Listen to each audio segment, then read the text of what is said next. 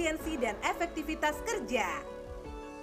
Selain itu, hukum online juga menyediakan layanan edukasi dan informasi hukum terpercaya sesuai dengan perkembangan hukum di Indonesia melalui seminar, diskusi, dan pelatihan mengenai isu hukum terkini. Online course, pendidikan khusus profesi advokat PKPA dan pelatihan sertifikasi lainnya. Penghargaan dan pemeringkatan bagi komunitas hukum. Berita, klinik hukum, publikasi online.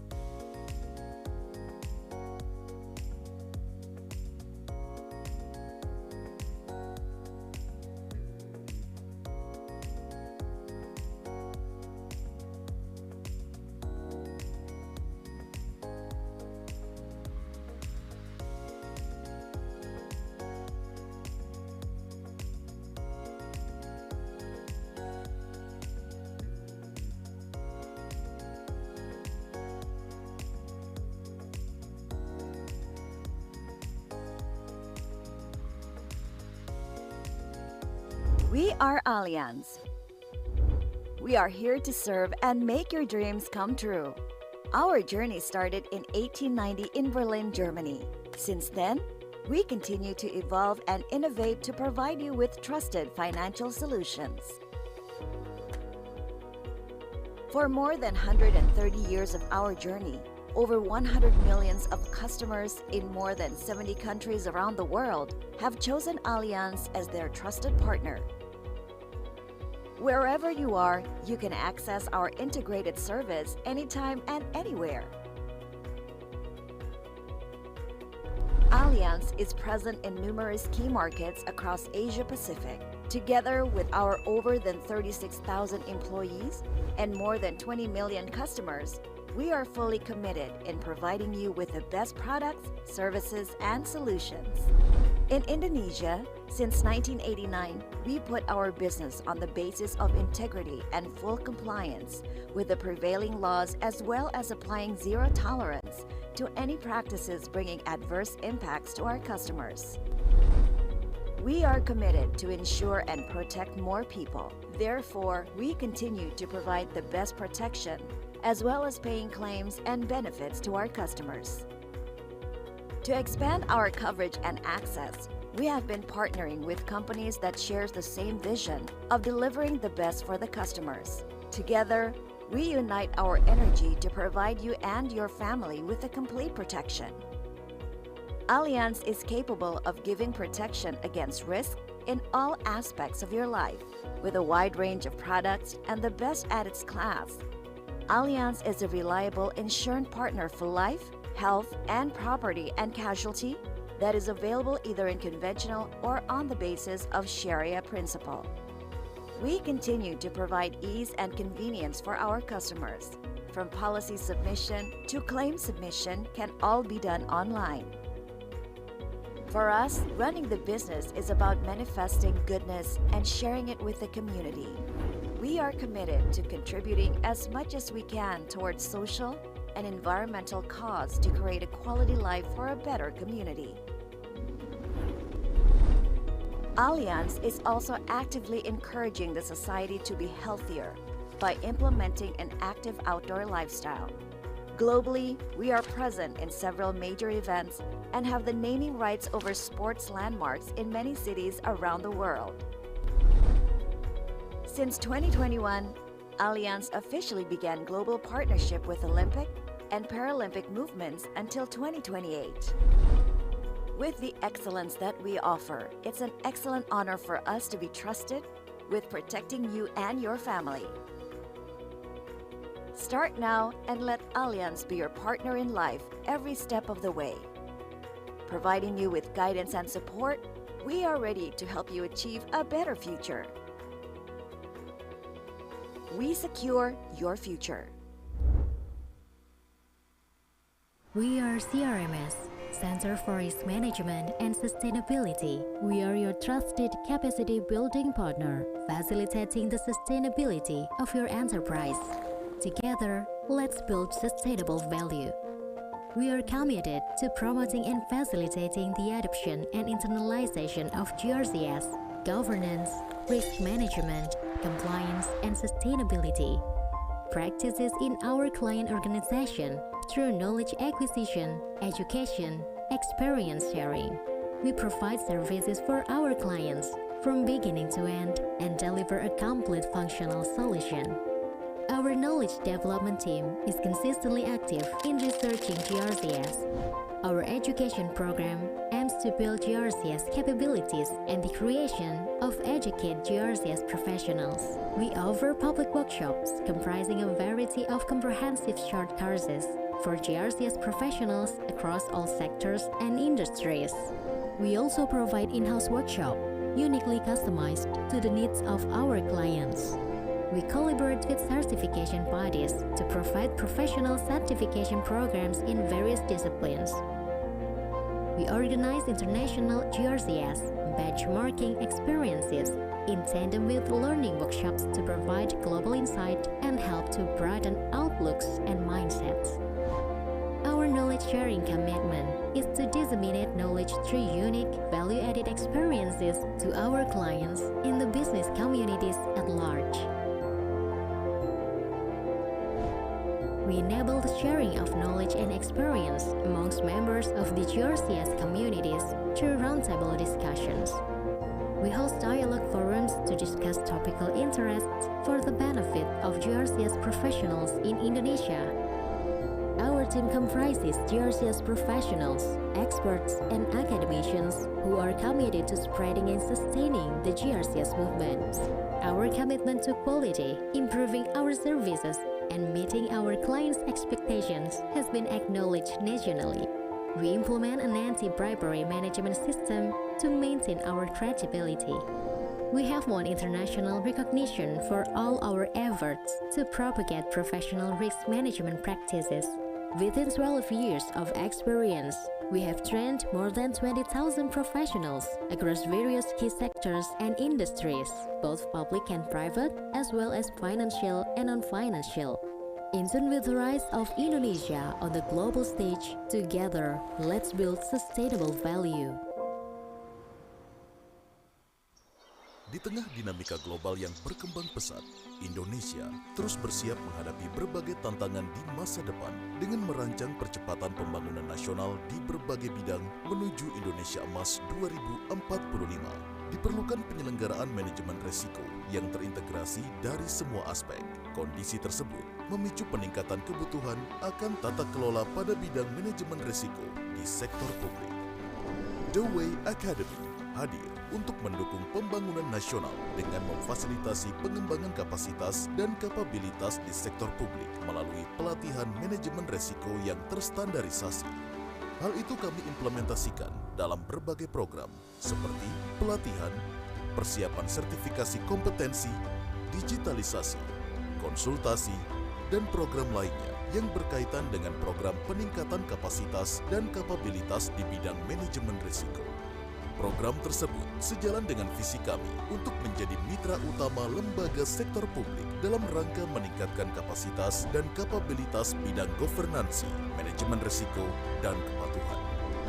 Dengan misi menjalankan program pelatihan dan layanan digitalisasi berdasarkan standar internasional dan praktek terbaik di industri dan memastikan kesesuaian konteks layanan yang disampaikan kepada sektor publik sejalan dengan tuntutan regulasi terkini. Program pelatihan dan persiapan sertifikasi kompetensi yang kami sediakan sudah berbasis Standar Nasional Indonesia atau SNI ISO 31000 dan SNI 8848. 3 program utama The Way Academy yaitu Manajemen Risiko Dasar, Manajemen Risiko Madya, dan manajemen resiko utama. Manajemen resiko dasar adalah program pelatihan yang disusun untuk para pelaksana manajemen resiko tingkat dasar. Manajemen resiko madya adalah program pelatihan yang disusun untuk pimpinan unit pengelola dan pemilik resiko atau risk owner. Manajemen resiko utama adalah program pelatihan yang disusun untuk pimpinan pada tingkatan strategis di lembaga sektor publik. The Way Academy didukung oleh sumber daya manusia yang kompeten, profesional, kompetitif, dan berpengalaman, siap berkolaborasi dalam penyelenggaraan program edukasi GRCS di berbagai lembaga pada sektor publik. Kami telah dipercaya sebagai mitra untuk berbagai pelatihan dan sertifikasi organisasi maupun lembaga sektor publik yang tersebar di seluruh Indonesia. Bersama kami, kembangkan kapasitas dan kapabilitas dalam penyelenggaraan manajemen resiko pembangunan nasional yang terintegrasi menyongsong Indonesia Emas 2045. The Way Academy, sinergi bersama untuk kemajuan Indonesia.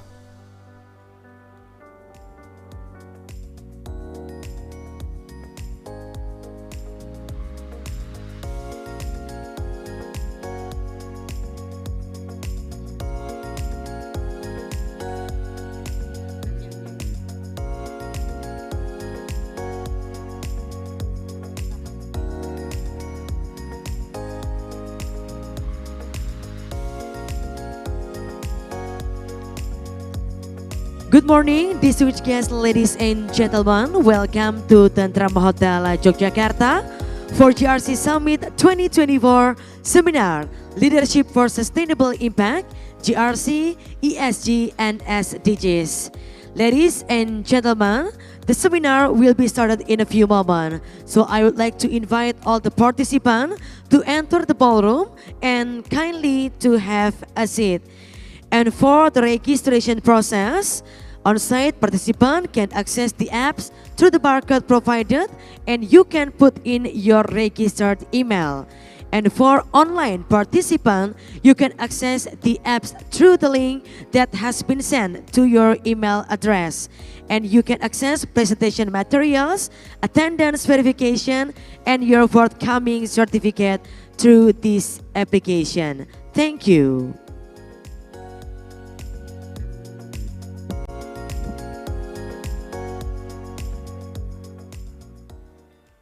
Nowadays, both the industrial realm and the digital era are growing at an extremely rapid pace. It leads to major unpredictability, challenges, and risks for all businesses and professional sectors throughout the world. One of the crucial necessities that must be possessed to anticipate and deal with the dynamics that arise is competent resources. Therefore, it's time to set up human resource training to generate capable human resources for the industrial and digital world with all of its contemporary dynamics. For this reason, LSP GRK is here to become your trusted partner and solution in professional certification for governance, risk management, and compliance. LSP GRK is a leading certification body that has obtained a license from Badan Nasional Sertifikasi Profesi as a third-party professional certification institution. With the mission to elevate standards and ensure the highest level of professional competence, we bring together a wealth of expertise and experience to offer comprehensive and thorough certification processes in collaboration with Asosiasi GRK Indonesia, Persatuan Ahli Governansi Indonesia, Indonesia Risk Management Professional Association, Institute of Compliance Professional Indonesia, and international collaboration with OCEG as official partner for GRCP and GRCA certification. We offer a range of certification programs designed to meet the evolving needs of the industry. The scheme we use refers to the Special Work Competency Standards, which have been verified and approved through the decree of the Director General of Training and Productivity Development of the Ministry of Manpower of the Republic of Indonesia. Our certification process is thorough and transparent, ensuring that every candidate meets the highest standards of proficiency and ethical practice. Beyond certification, LSP GRK is dedicated to professional development. All activities are directly handled by our dedicated professionals who are committed to maintaining the integrity and excellence of governance, risk management, and compliance. Looking ahead, we are eager to keep raising the bar for excellence in governance, risk management, and compliance. Together with LSP GRK, create a more certain and well-managed future amidst the dynamics of the world.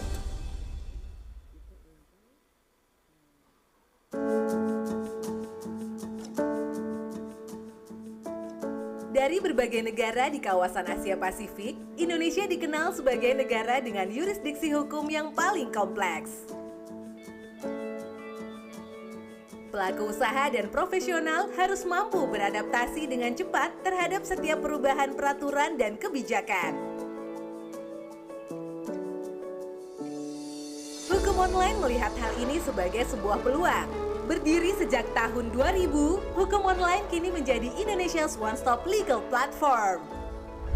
Visi hukum online adalah agar informasi seputar hukum dan perundang-undangan dapat lebih mudah diakses dan dipahami oleh masyarakat luas. Kami percaya bahwa hukum diciptakan dan berlaku untuk semua kalangan. Dan salah satu upaya kami untuk meningkatkan pemahaman masyarakat terhadap hukum adalah dengan menyediakan kemudahan akses informasi serta konten terkait hukum dan regulasi melalui platform kami. Hukum online memiliki dua anak perusahaan, yakni EasyBiz, yang menyediakan jasa pengurusan perizinan dan pendirian badan usaha, serta Justika yang merupakan marketplace untuk lawyers di Indonesia. Hukum online menghadirkan Hukum Online Pro yang merupakan layanan premium berupa pusat data peraturan dan putusan pengadilan terbesar, dilengkapi dengan analisis hukum komprehensif dua bahasa yang diperbarui secara berkala, sistematis, dan terintegrasi. Regulatory Compliance System merupakan solusi pemantauan kepatuhan perusahaan terhadap peraturan perundang-undangan secara komprehensif melalui platform berbasis Artificial Intelligence. Excellence Document Management System, (XDOMA), merupakan solusi pengelolaan dokumen perusahaan dalam satu platform terintegrasi untuk meningkatkan efisiensi dan efektivitas kerja. Selain itu, hukum online juga menyediakan layanan edukasi dan informasi hukum terpercaya sesuai dengan perkembangan hukum di Indonesia melalui seminar, diskusi, dan pelatihan mengenai isu hukum terkini. Online course, pendidikan khusus profesi advokat PKPA, dan pelatihan sertifikasi lainnya. Penghargaan dan pemeringkatan bagi komunitas hukum. Berita, klinik hukum, publikasi online.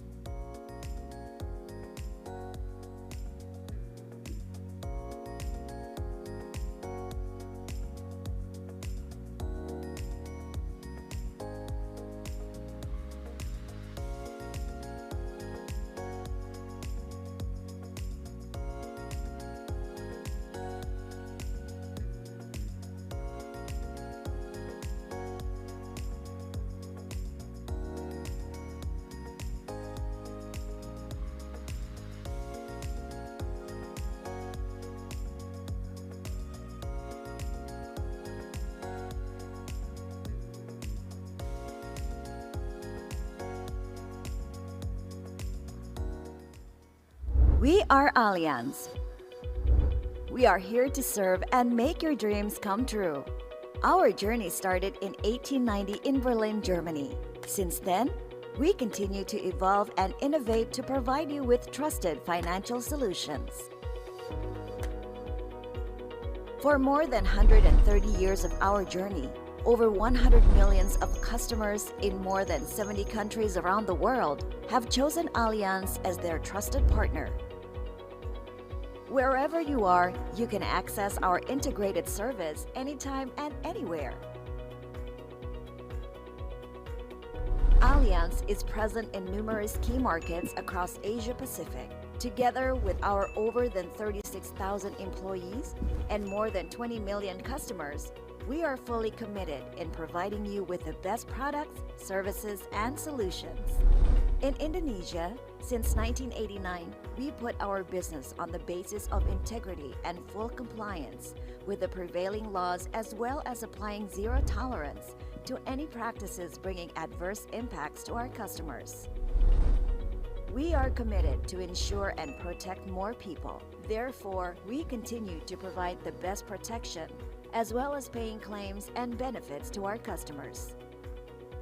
To expand our coverage and access, we have been partnering with companies that share the same vision of delivering the best for the customers. Together, we unite our energy to provide you and your family. Once again, good morning, distinguished guests, ladies and gentlemen. Welcome to Tentram Hotel Yogyakarta for GRC Summit 2024 seminar. Ladies and gentlemen, the seminar will be started in a few minutes. So I would like to invite all of you, all the participants, to enter the ballroom and please kindly to have a seat.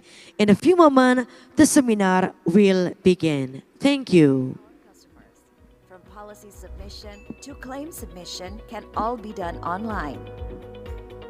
For us, running the business is about manifesting goodness and sharing it with the community. We are committed to contributing as much as we can towards social and environmental cause to create a quality life for a better community. Allianz is also actively encouraging the society to be healthier by implementing an active outdoor lifestyle. Globally, we are present in several major events and have the naming rights over sports landmarks in many cities around the world. Since 2021, Allianz officially began global partnership with Olympic and Paralympic movements until 2028. With the excellence that we offer, it's an excellent honor for us to be trusted with protecting you and your family. Start now and let Allianz be your partner in life every step of the way. Providing you with guidance and support, we are ready to help you achieve a better future. We secure your future.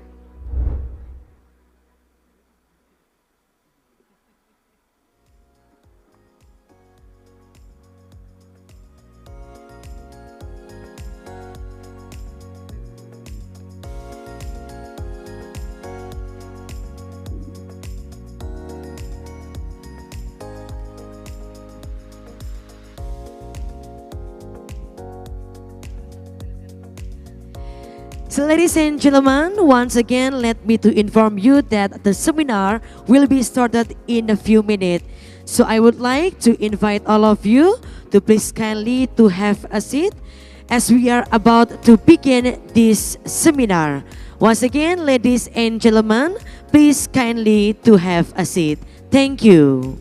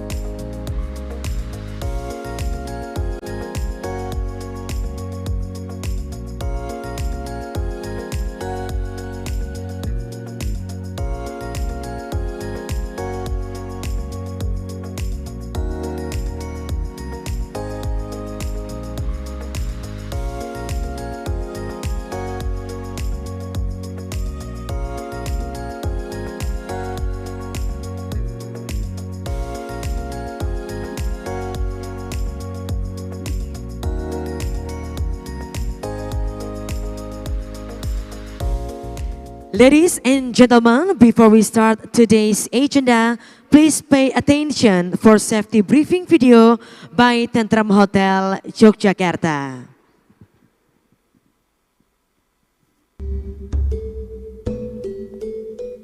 Sugeng Rawuh, selamat datang di Hotel Tentrem Yogyakarta. Keselamatan Anda adalah prioritas utama kami. Mohon perhatian Anda mengenai prosedur keamanan dan keselamatan saat terjadi situasi darurat. Seluruh area di Hotel Tentrem Yogyakarta telah dilengkapi dengan peralatan keselamatan dan juga sistem kontrol yang dipantau selama 24 jam. Setiap ruangan dilengkapi alat pemadam kebakaran, pendeteksi asap, alat percikan air, sistem pengumuman publik, dan juga teknologi ultraviolet C pada saluran pendingin untuk menjaga udara terbebas dari bakteri dan virus. Tim tanggap darurat Hotel Tentrem Yogyakarta siap siaga selama 24 jam untuk melakukan evakuasi, pertolongan pertama, dan pemadaman kebakaran. Apabila terjadi situasi darurat seperti kebakaran, gempa bumi, dan lain-lain, mohon untuk tetap tenang dan mengikuti petunjuk tim tanggap darurat kami. Dengan tidak menggunakan lift, mohon keluar dari gedung dengan pintu keluar darurat. Pintu tersedia di setiap lantai dan akan mengarahkan Anda untuk menuju titik kumpul. Demi keamanan bersama, mohon untuk menjaga barang berharga Anda. Terima kasih untuk kepercayaan Anda. Selamat beraktivitas dan semoga ketentraman selalu ada di dalam hati Anda.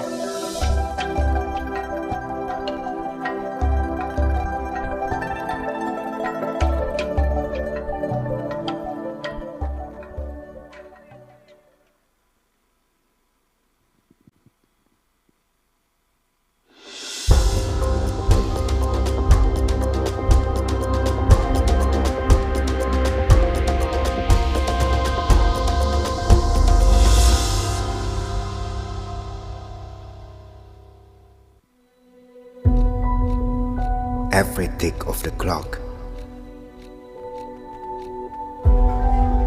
every word we speak, every decision we make, every promise we utter, echoes through time.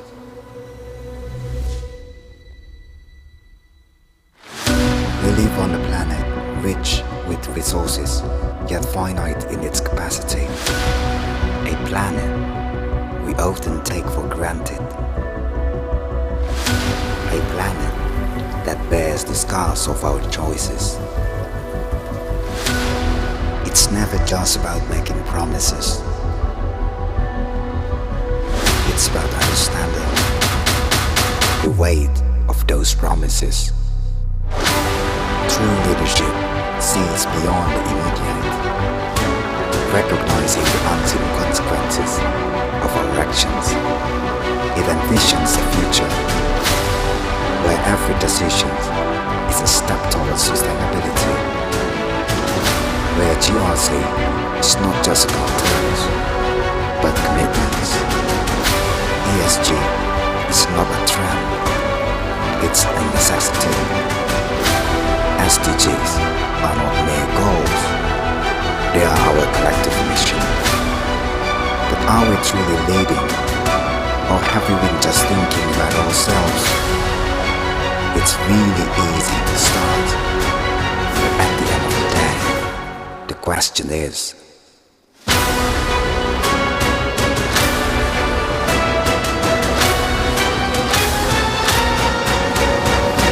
where are our finishes?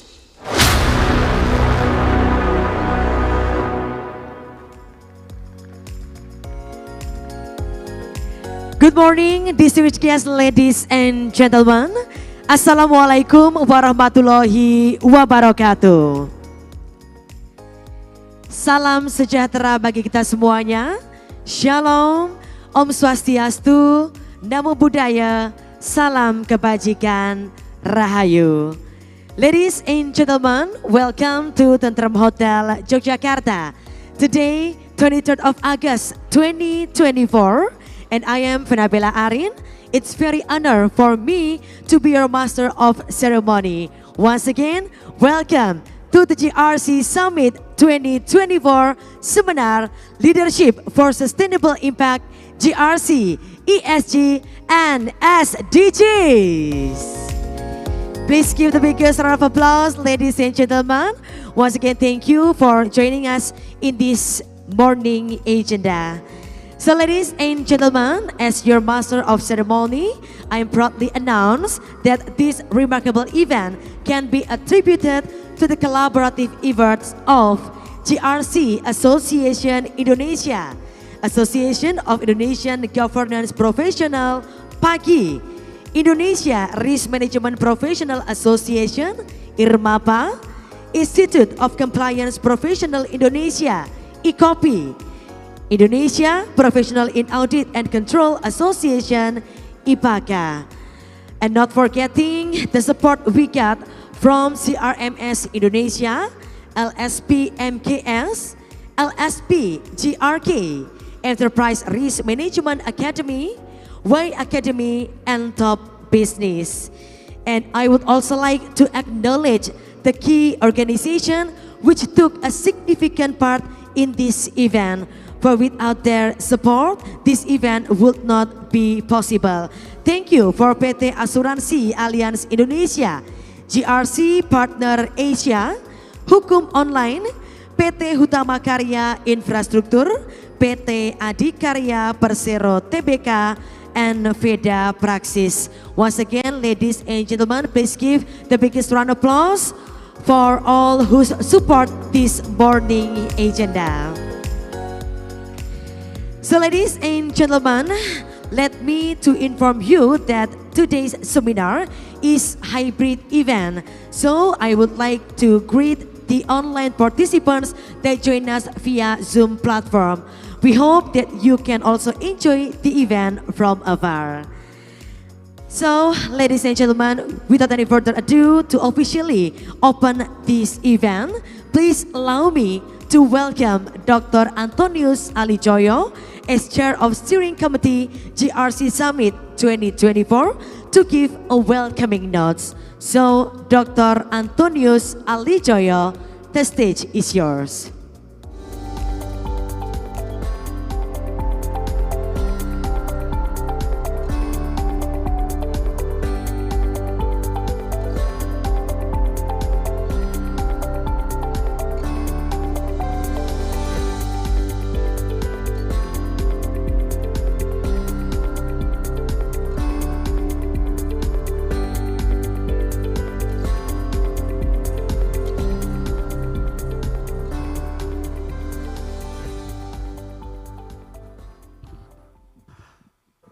Good morning, everyone. Welcome to Jogja. Thanks God, this is a good day that we can convince together here.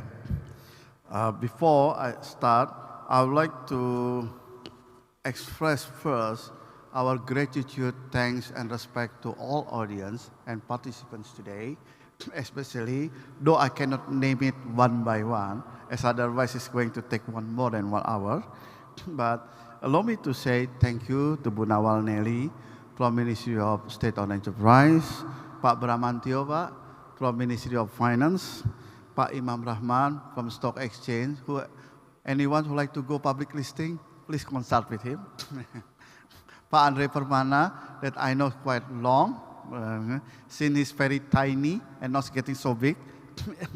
Bu Sophie Watimena, from my colleague from Financial Service Authority or OJK, Ibu Amelia from National Development Planning or Bappenas, and of course then Pak Suripto from Pertamina, Pak Ibu Deria from PLN, Pak Alvin from TBS, that's going to feel about the panel discussion.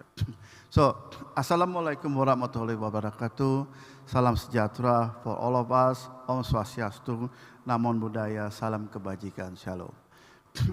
So then, actually, the committee give me just 3 minutes, but I think I'm going to use it less than it or more than it, but around 3 or 4 minutes. I just want to share with you the statistic. We all here in this building, in this room, actually counting around 330, and our colleagues through the online is 325. So talking about number is a number, but the reflection of the number is quite very good, i.e. the concern, the interest, and the governance to implement GRC, not becoming just only so or superficial, but this is already become a necessity. This is actually show up around 40% of the audience, both online and on-site, are actually sitting at board of commissioner.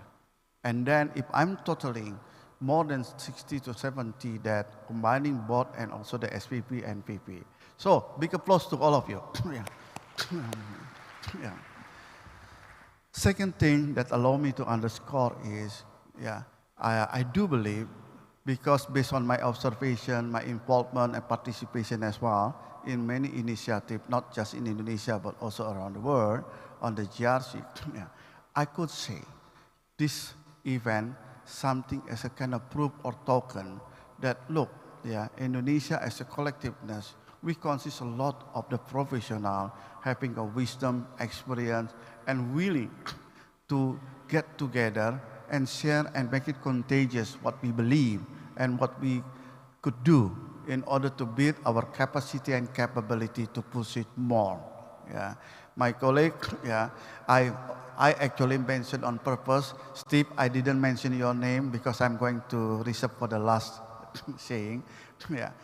Since yesterday, sharing something very good. Yeah. No matter where you want and what you want to do in the organization, you need a kind of leadership. Leadership with a purpose. Leadership that could align, make an alliance. Leadership actually can bring the ability to adapt and accelerate and making us all well prepared toward the future. So then, as the last point, I would like to say thank you, Steve. You are coming over from England, I would say, or Britain. Yeah, he's my colleague. We just know each other only a couple of months ago, but we feel that actually we are actually synchronized and having the same idea to share, and also patient, to collectively pursue something. So then, last but not least, again, thank you very much, all the audience, both on site and online. Welcome to Yogyakarta, welcome to Indonesia, but most importantly, please keep governance talking, build the network, trying to shape each other to make it a better month for all of us. Thank you very much, welcome, and I give it back to the MC. Thank you so much.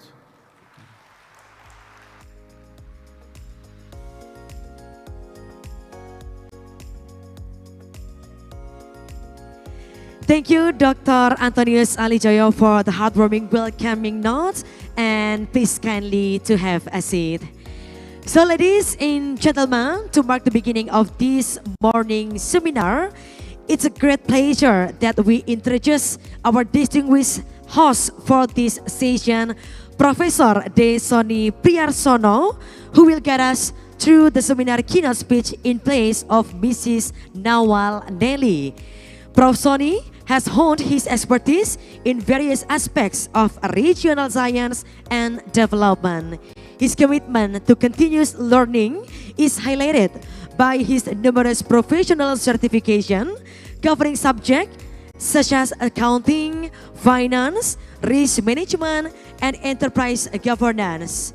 Vice President of IRSA, and is actively involved in various other roles within academic and professional organization. So ladies and gentlemen, without any further ado, please join me in welcoming Professor Soni Priarsono. The floor is yours. Please give the biggest round of applause.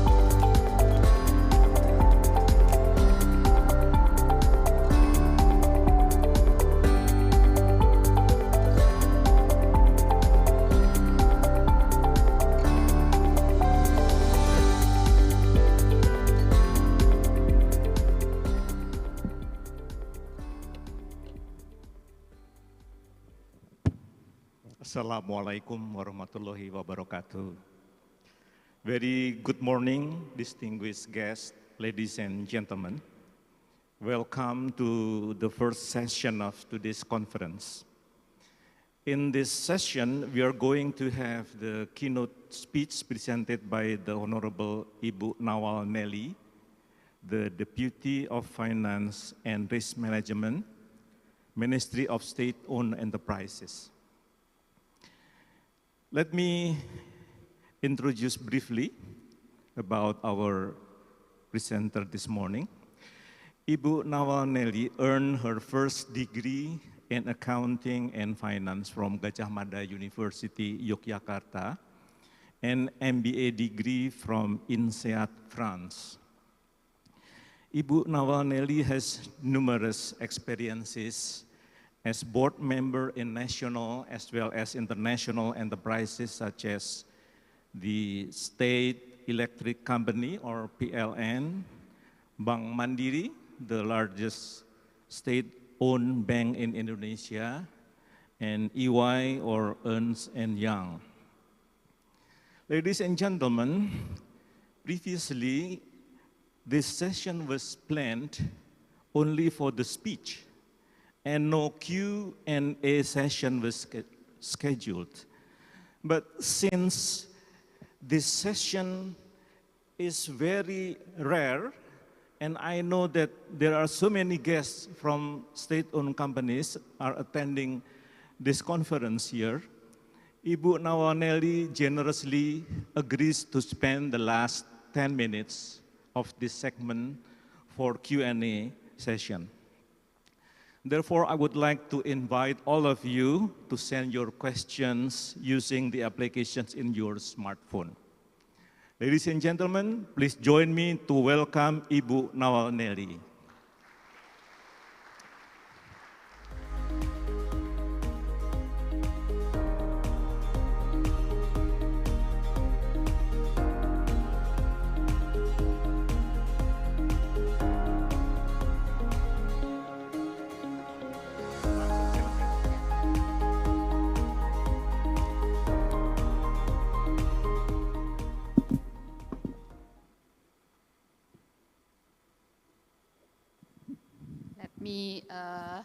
Start this rare opportunity for me to sort of like have a few minutes to talk about risk management, especially risk management for a portfolio context, and in this context, the portfolio of SOE.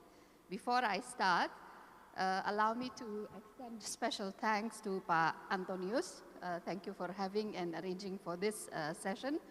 Pak Zul, Pak Ardan, Pak Eri, Professor Sony, thank you for introducing me, and Stephen Wyatt, who came all the way from England to have a seating on this discussion. Allow me to start, so I prepared a very brief material, and I will very quickly skip on them as the time allows. And like what Prof. Sony mentioned, if you have any questions, I'll try to stop towards the end to sort of like accommodate those questions. So if the slides can be presented, or is it? Oh, you don't need to present the slide. Okay, so I'll split my discussion around sustainable governance in SOE portfolio into 4 sections. The first section, I will start to introduce the SOE portfolio. I see in this room many colleagues of mine in the Ministry of SOE, and I see my colleagues also in the SOEs, but allow me to sort of like rehash and introduce what the SOE portfolio is. The risk management transformation that we are undergoing in the ministry, we split it into 3 main streams. The first is an organizational stream, the second is a financial transformation stream, and then the third one is a policy transformation stream.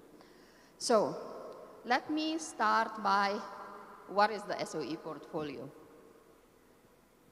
This is something that is inherent in Indonesia's economy. You see SOEs everywhere. But what's exactly the SOE portfolio is? The SOE portfolio is a collection of 65 state-owned enterprise managed by the Ministry of SOE. The 65 state-owned companies, the top 5, Mandiri, BRI, PLN, I saw some of my colleagues from PLN also in this room, Pertamina and BNI are the top 5 within that portfolio, and they account for 85% of the total portfolio value. The total portfolio is circa 640, 660 billion US dollar, depending on the exchange rate. It's split into 12 clusters from finance, energy, infrastructure, insurance, all the way to healthcare. The largest 2 clusters is finance, where you have the 4 state-owned banks, and energy, where you have the 2 energy companies, Pertamina and PLN. So this is a portfolio of 5 extremely large companies, and the rest of the SOEs that comprise the entire portfolio. Probably we can go to the next slide. Yeah. Since 2020, we've undergone significant transformation. The number of SOEs dropped from 114 SOEs in 2020. By the end of 2023, we're now sitting at 65 SOE. This streamlining of the number of SOEs is also one of the steps that we are undertaking to sort of like manage the portfolio in a sustainable way and to align SOEs into a group of companies that belong into the same value chain or industry. Next slide. From a fiscal standpoint, the contribution of SOE to fiscal by the end of 2023 stood at 22.3%.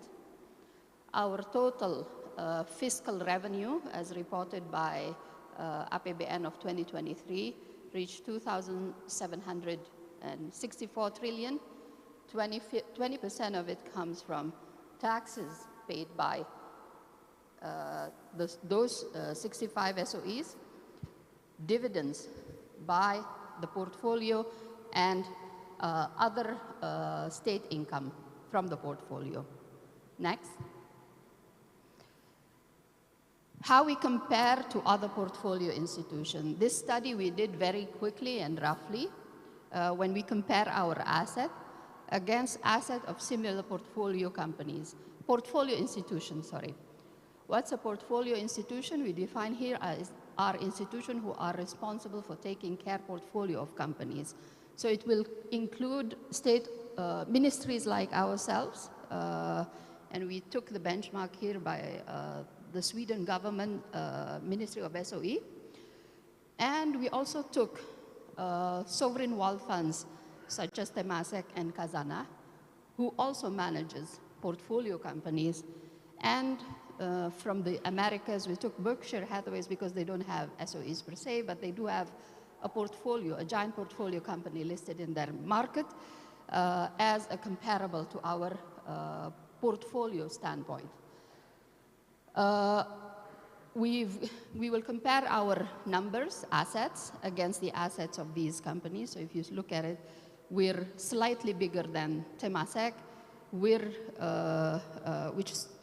stands at 489 billion US dollar in terms of asset. We're also standing bigger than the Sweden government's SOEs at 230 billion, but we're definitely smaller than the Berkshire Hathaways of the US. In terms of performance, we're sort of like in the middle range there. We measure performance, financial performance by ROE and ROA. We're standing at 9.6% ROE and 3.18% ROA in 2023. Compared to the other SOE, we're doing fairly well in terms of ROE and ROA, but we could improve on those two matrices of performance. Next slide. So now we know that's our portfolio and how we stand relative to other portfolio companies. What are the other, in terms of the transformation that we're undertaking in the Ministry of SOE, we also have, we're going to focus on organizational transformation, financial transformation, and policy transformation, risk policy transformation. From the organizational transformation, probably we go to the next slide. As we started 2020, we reorganized, the Ministry of SOE reorganized ourselves into portfolio pillars, which is the vertical pillars, representing the 12 clusters that we manage, and horizontal pillars, which is finance, legal, and human capital. The reason for having this organization structure is to allow us to have a consistent policies of risk and finance, legal, and human capital throughout the portfolio, which basically allows us to manage the portfolio on an integral basis using the same language to aggregate the numbers and to sort of like incentivize human capital and set standards on compliance and legal. The Deputy Finance and Risk is a new division within the ministry. And since 2020, a lot of the work that you will see next after this slide is actually the result of these new deputy division. Next slide. So financial transformation, what did we do in the financial transformation? There are three main policy streams within the financial transformation, and this is all to improve the quality of the financial numbers and improve the disclosures of the financial performance of not only the individual SOE, but also the consolidated portfolio. So from 2020, we had three main financial policies. The first, standardizing the quality of auditors, auditing the individual SOEs. Second, we set the responsibility of reporting the consolidated financials of the individual SOE. And then thirdly, and this is an ongoing process, we require the SOEs to improve internal control over financial reporting on an ongoing basis and allow the internal control over financial reporting to be audited on a periodical basis. So improve the quality of the external auditors, put an obligation to the ministry to prepare and announce the financial statement of the portfolio, not only the individual SOE, and require the SOEs to have their internal control over financial reporting audited independently on a periodical basis. Next slide. So I'm going to emphasize on the second policy here. And probably this is a policy that is relatively new because before this, there is no obligation for the ministry to report the combined financial statement of the SOE. This is quite advanced because not many other SOEs also report a combined financial, so not many other countries also report a combined financial statement of the consolidated portfolio. When I say the consolidated portfolio, this is the 65 companies that is under the management of the Ministry of SOE. We set policies around the process. So now we have the obligation to prepare a chart of account and consolidate the numbers. We have also the obligation to establish a management information system to provide the elimination and the reconciliation of discrepancies. We prepare the draft unaudited financial statement. We ask an external auditor to perform an audit on these financial statements, and we report and announce the results of the financial of that year in our public domain for the public to see. These steps are among the steps in the second stream, and the result is the next slide. So we've been reporting this since 2020, which means that we have figures from 2019 to 2023, consistently prepared under the same accounting principle and accounting jurisdiction.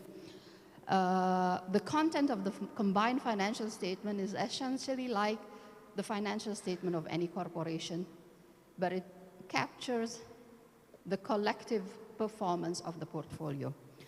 So we have a statement from the preparer, which is the Ministry of SOE. Next slide.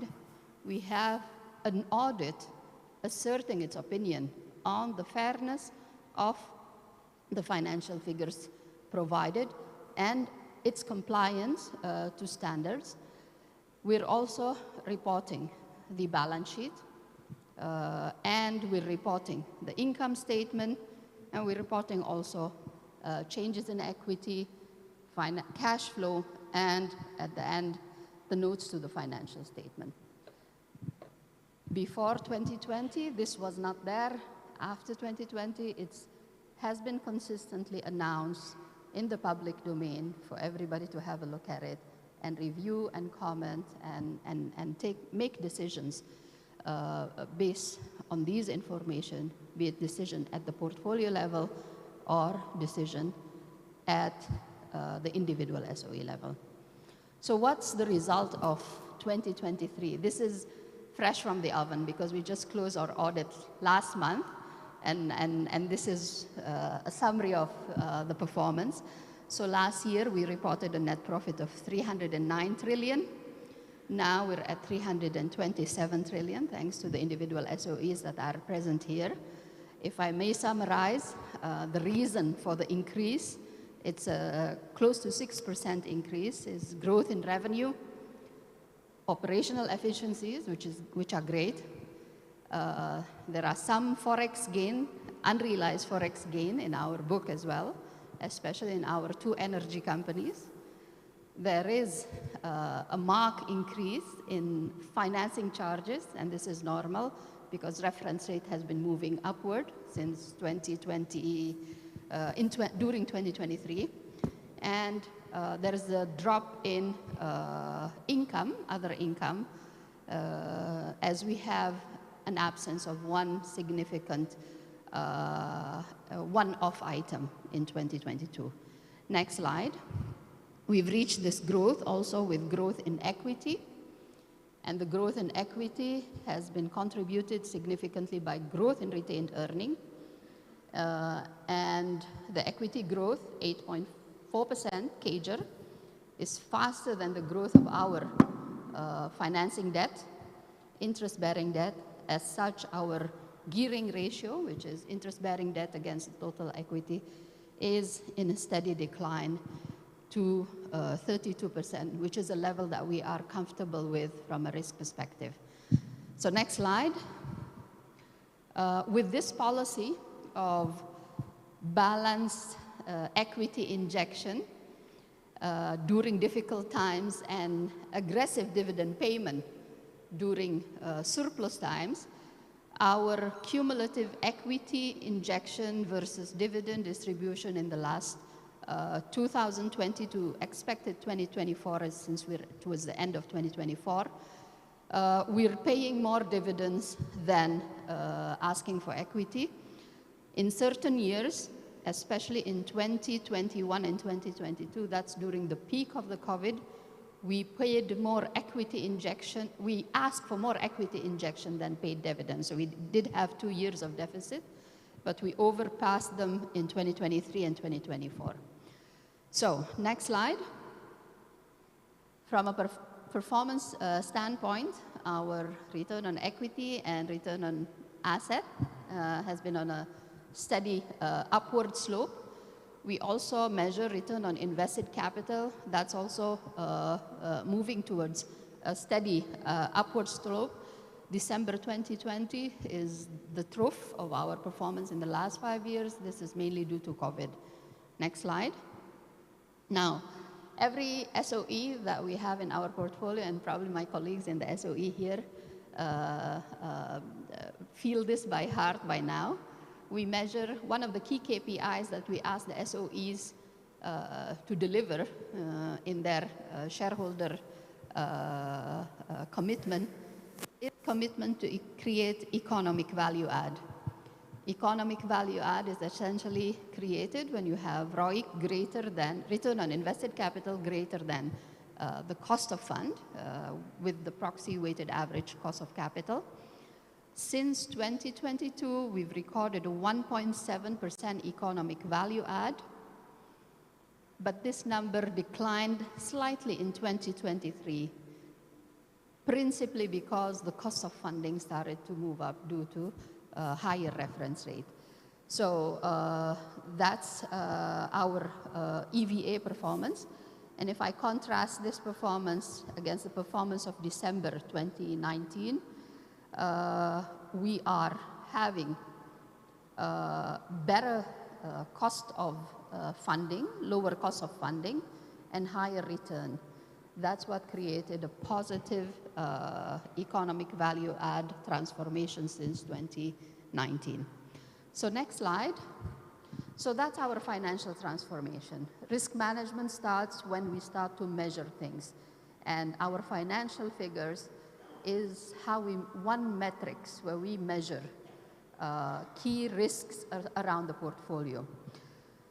The other parameter that we use, or transformation stream that we use in terms of policy transformation, is a series of policies that are issued by the ministry towards the mid of 2022.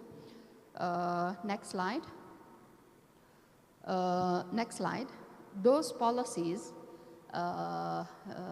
it's articulated in Ministerial Decree number 1, 2, and 3 of 2022, essentially governs the role of the ministry as a portfolio or manager of the SOE portfolio.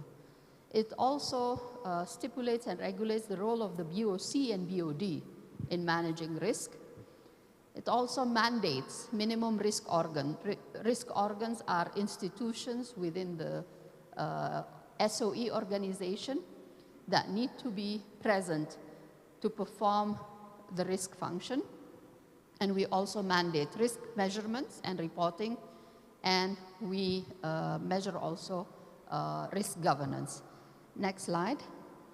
The philosophy of the risk management framework that we use is essentially the three-line model, where the first line model need to understand the risk as a business owner. The second line need to set the policies and manage and measure and report the risk of the organization. And we need a third line to perform an audit, an independent audit on the effectiveness of the first and the second line. That's the basic underlying risk model that we apply to each individual SOE. But we do have SOEs that are complex, like a conglomeration form of SOEs. For those SOEs, in addition to the three-line model that needs to be applied to their respective business in the head office, we also ask them to sort of like perform a conglomerate SOE level risk management, which essentially we're asking them to do what we're doing at the ministry level, to measure the performance of the portfolio, not only in terms of finance, but risk, HR, legal, and compliance. At the very Ibu, end, could you make it shorter? This is my last slide. So at the ministry level, you'll have the portfolio level SOE risk management. So I think I took more than what I should be talking about, so I'll leave it to you, Pak. Big applause to Ibu Nelly. Thank you very much. Thank you. While waiting for the questions from the audience, I can give you a short question about your last point. What are the implications that you expect, the practical implications of the policy transformation on the SOE? Yeah. Yeah. So this will be a long-term impact, I hope, yeah, provided that we consistently do this year in, year out.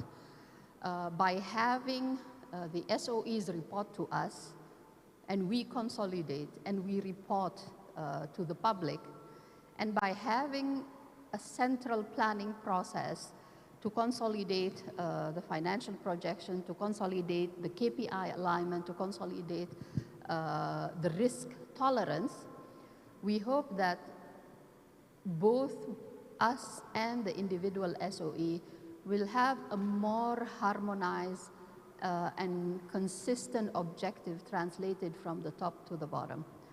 I'll give you an example. Before we inserted the economic value add as a KPI for the portfolio, each SOE's objective was making profit, of course, but they do have different matrices, different parameters. Having a uniform metrics that covers performance, what does it mean to make economic value creation, which means a profit that is higher than the cost of fund, collectively as a portfolio, by imposing the targets on the individual, collectively as a portfolio, we manage to sort of like reach that objective. So it allows us to harmonize complex messages, like it's not enough to just make profit. It's important to make profit that is sustainable, and that profit that is sustainable is something that is that can cover the cost of fund for the fixed income and the equity shareholder. Okay, thank you, thank you. We have 2 questions from the audience. Let me read for you. This is from Ibu Diah Kusuma Wardani. How the Ministry of SOE encourage the improvement of GRC within the SOEs according to the global standard, considering the status of SOE, and that Indonesia's SOEs are in different stages of maturity. Yeah. So when we did our transformation in 2020, we benchmark our transformation with organizations like the OECD, Professor. And we benchmark governance practice that is also practiced in advanced economies.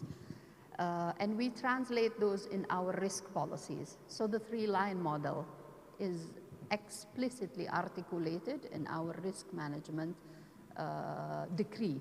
Yeah. The responsibility to perform reporting on a periodical basis to increase transparency.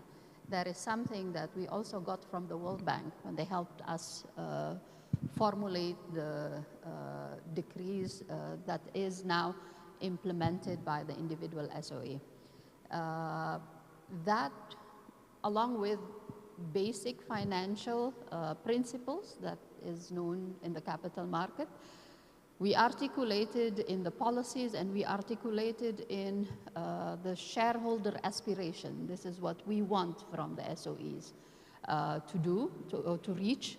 And that's why how we sort of like take the SOEs into the journey of being a more mature, transparent, and economically and socially value-adding institutions. We do have a very diverse SOE from the very big to the very small. One of the ways that we want the SOEs to work is to work together. So we form this clustering at the very beginning, and within the clustering we gradually form holding companies, especially for institutions that have almost exactly the same business model. So that's how we sort of like ask the SOEs to sort of like move forward. Okay, thank you. We still have some 5 minutes.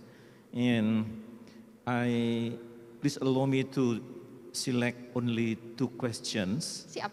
from 5 questions in my tab here.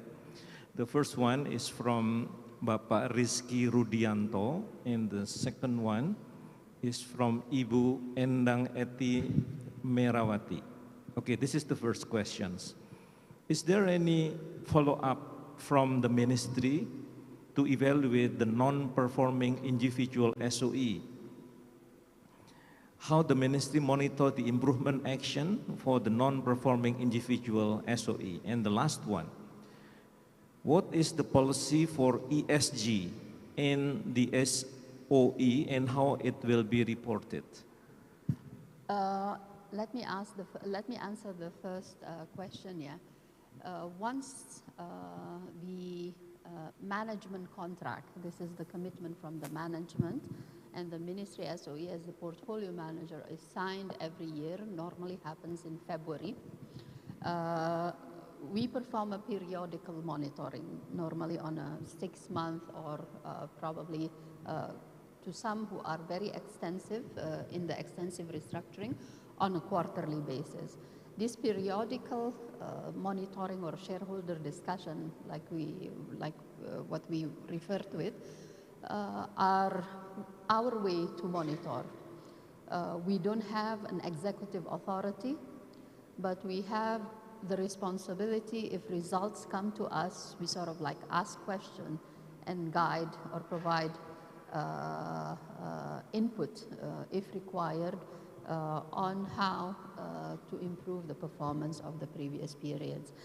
That's how we do the monitoring. So it's not a vacuum. After you set the targets, the annual targets, we call it RKAP, and the long-term targets, we call it RJPP. There is a series of discussion that happens between us, the BOC and the BOD of the respective organization, to coordinate and monitor. Finally, and this is quite important, our performance measurement system, our reward for the board, that also is dependent on the realization, the financial realization of the individual SOEs. And to that extent, towards the end of each period, we have a discussion of the financial performance, which is typically now, like right now, and where are each SOE have reached or failed to reach their committed targets at the very beginning of the year, and why, yeah? So that's how sort of like the monitoring and reward and punishment process happens, if you want to say, if you want to put it that way. And this is done year in, year out, and yeah, that's how it's monitored. Yeah. The second one is about ESG. ESG, yes. So ESG is relatively new thing for many of our SOEs. We started the rating. Some of our progressive SOEs have started ESG ratings independently, and this is for capital market calls. In terms of reporting, with the issuance of the IFR, the standard for sustainability and climate impact, that is issued by IFRS. I think it was issued last June to be implemented this year. Some of our SOE have started to sort of like benchmark with other companies on how they do it, and we're moving towards that direction. So to be fair, this is the beginning of a journey for reporting, for ESG reporting. For ESG rating, we've started to do this like several years back. This is the beginning for the journey of ESG reporting, and we are very keen to follow the IFRS standards, IFRS S1 and S2 if I'm not mistaken. But we need to install some infrastructure to allow the individual SOEs to report on an individual basis, because they need to capture new information that hasn't been captured before. And from our level, at the ministry level, once a significant portion of our SOEs are ready to report, we can sort of like have a consolidated or a combined reporting of ESG issues and ESG disclosures that is performed by the individual SOEs. We have formed a committee, accounting advisory committee, that sits within the Ministry of SOE that will help us set policies on how to report on ESG at the combined level, but we're now still doing it first at the SOE level. Yeah. I think we need a special session to discuss that matter. Super. Yeah. I'll be more than happy to do so. I understand that this is very important topics, but the time is very limited. Yeah, and ladies and gentlemen, Ibu Nelly, please give big applause to Ibu Nelly. I have to end this. Thank you, thank you, thank you. Thank you, Mrs. Nawal Nelly, and also Prof. Sony. Please remain on your stage to receive the token of appreciation. But before we give the opportunity to receive the token of appreciation, I would like to invite Dr. Antonius Ali Joyo to come to the stage to give the token of appreciation for both Mrs. Nawal Nelly and Prof. Sony.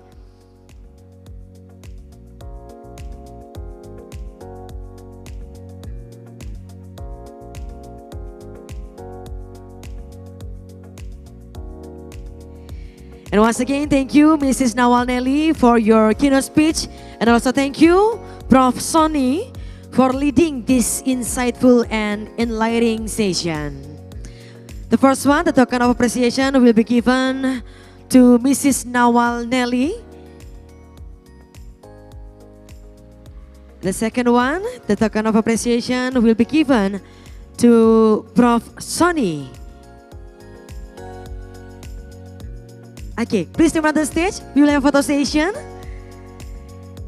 So I will count in 3, 2, 1.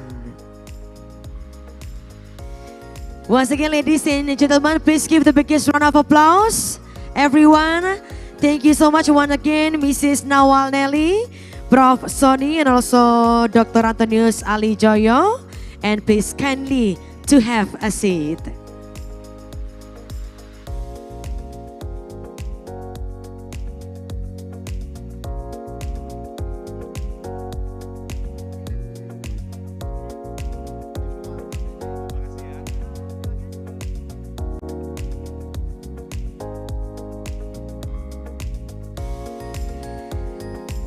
So ladies and gentlemen, we are entering the panel discussion session of the GRC Summit, Building Stakeholder Trust through GRC and ESG Practices.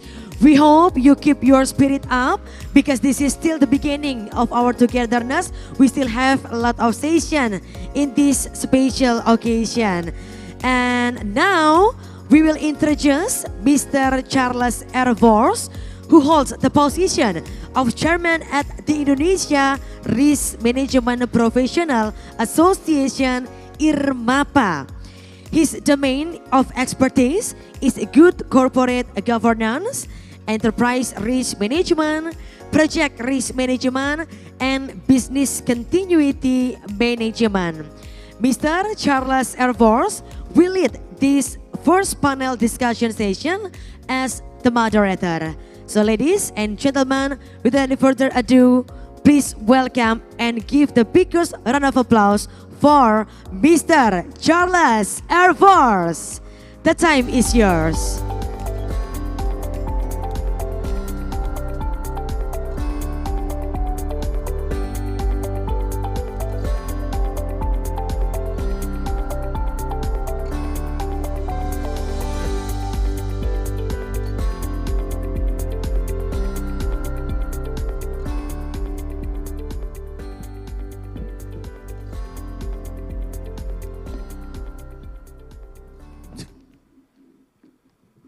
Good morning, ladies and gentlemen. Now we come to the first panel discussions for today with the topic Building Stakeholder Trust through GRC and ESG Practices. So we have two distinguished speakers. Both are gentlemen. The first one He's the President Director of PT Bursa Efek Indonesia. He began his career as a manager at Dana Reksa Sekuritas, then became the Director of Investment Banking at PT Mandiri Sekuritas. He served as Finance Director at Pelabuhan Indonesia 2 Persero and PT Pelabuhan Indonesia 3 Persero.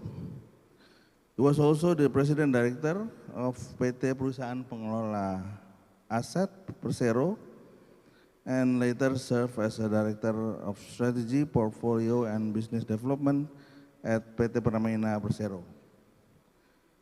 This gentleman holds a bachelor degree in economics from University Pajajaran and an MBA in finance from Leeds University Business Schools. Please welcome Bapak Iman Rahman.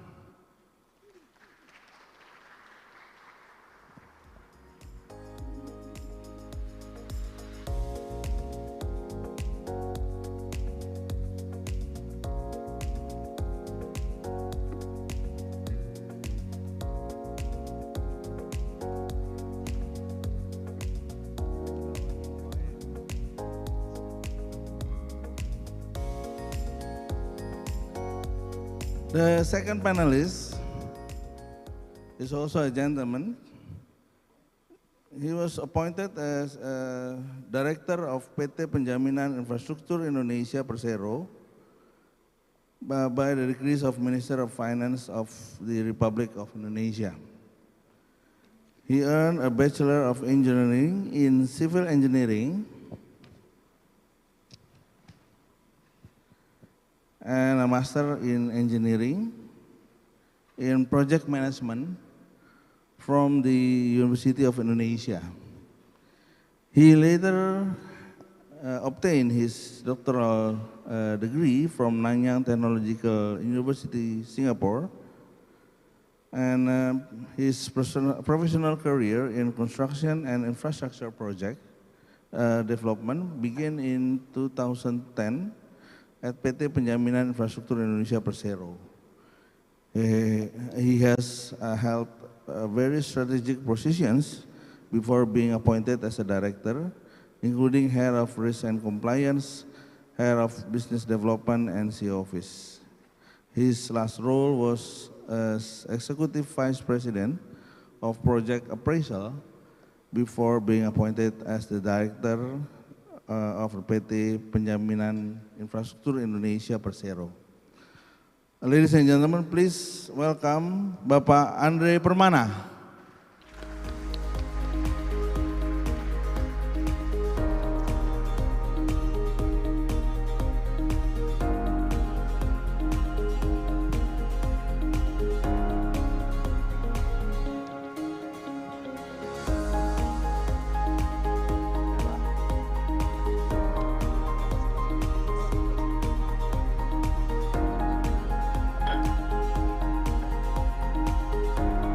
Okay, Pak Iman, Pak Andre, both of you will get 15 minutes to present, and after that we will go for the questions and answer session for also 15 minutes.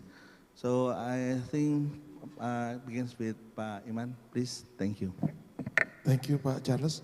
Allow me to stand up, Pak, to present my material. Bismillahirrahmanirrahim. Assalamualaikum warahmatullahi wabarakatuh.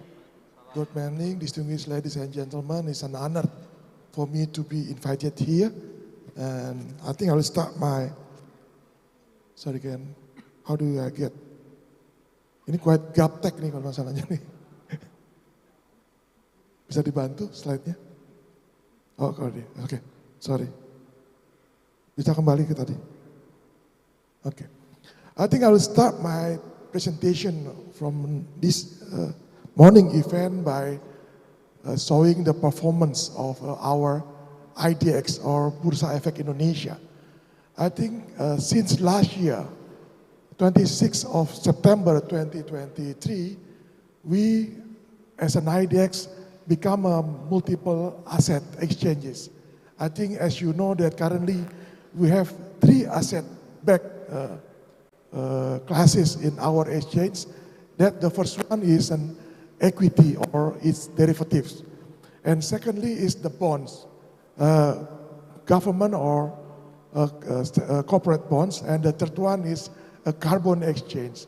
If you see in the equity, our GCI or our index currently couple days ago reached the highest level.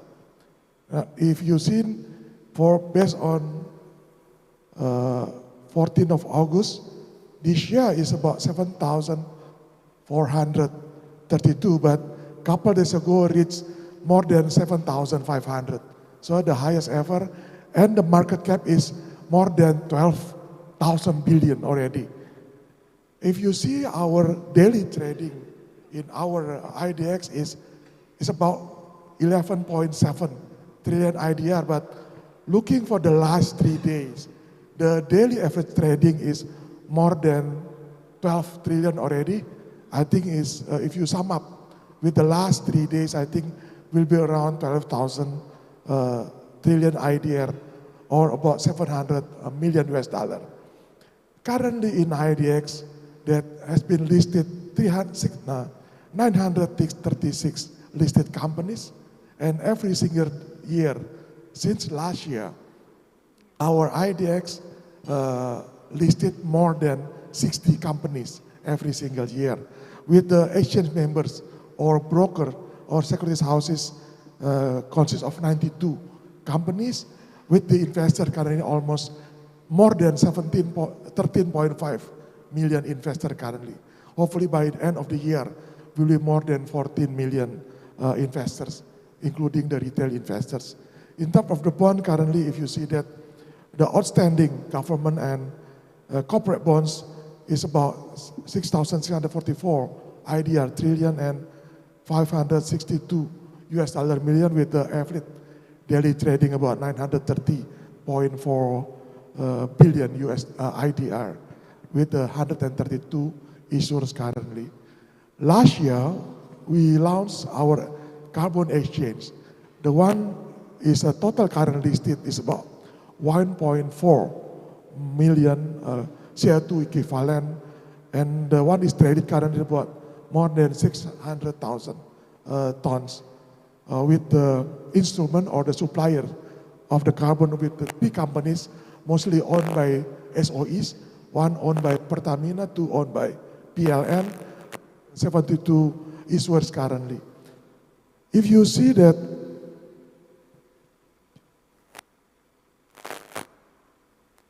if you want the support of or the action that what IDX have done for the business sustainability and ESG, I think if you see in terms of the market and products, I think as you know we have done quite a lot of things to do.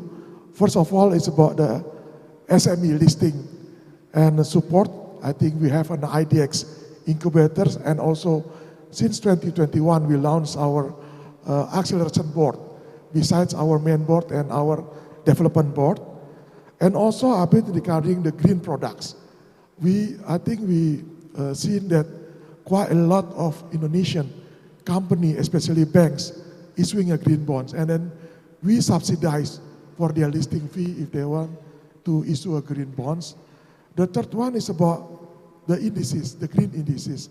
We launched several indices based on the ESG, like IDX ESG leaders, Sri Kahati, ESG sectors, leaders IDX, Kahati, ESG Quality 45 IDX, and Sri Kahati. And the fourth one, I think about carbon market that I mentioned earlier. And finally, the next initiative, I think we will issue Sharia ESG indices and ESG reporting platform, and also ESG risk rating disclosure expansion in IDX website. Besides our market and products, we ourselves also did some internal practices with the ESG. I think by having ISO, for instance, ISO 9001, 27.1, 22, 22301 and other ISOs. And also I think, as you know, that currently we are have an ESG score by the third party Sustainalytics. Our score currently with ESG score is one of the lowest in Asia. We are the seventh lowest in global exchange. And also currently IDX successfully being shortlisted for the top finalized for the ASEAN Risk Champion category in Asian Risk Award 2024. We also done some education to stakeholders. I think we promote sustainability finance, literacy and inclusion to the stakeholder, for instance, in collaboration with OJK, IAE, ICSA, IAE and other institutions. And also in terms of access of information. IDX increases transparency and reduce asymmetric information to investor through our SPA IDXnet, to promote green reporting and filing through listing and IPO filing integrate through our sprint, special notation to our listed company, and also ESG scoring for the listed company. We start with the IDX 80, meaning the most liquid, 80 most liquid companies traded in IDX, also in IDX ESG microsite. In terms of global collaboration, we have a member of SSE or Sustainable Stock Exchanges. We also supporter of the task force on climate related or TCFD, and also disclosure on TCFD regarding the ESG, and we have sustainability MOU with Bursa Malaysia, Stock Exchange of Thailand, and also Singapore Stock Exchange, and we are currently implementation of common ASEAN ESG core metrics within ASEAN exchanges. I think what we have done as a journey for the listed company, if you see that the first pressure with the ESG start with the investors. Investor is pushing the listed company by purchasing the green stocks.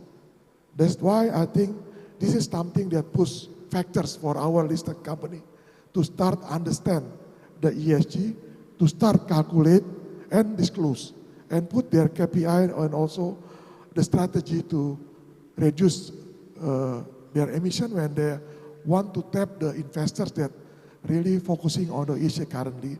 And I think they are starting also, if they are carbon producers currently, they start to have their green investment.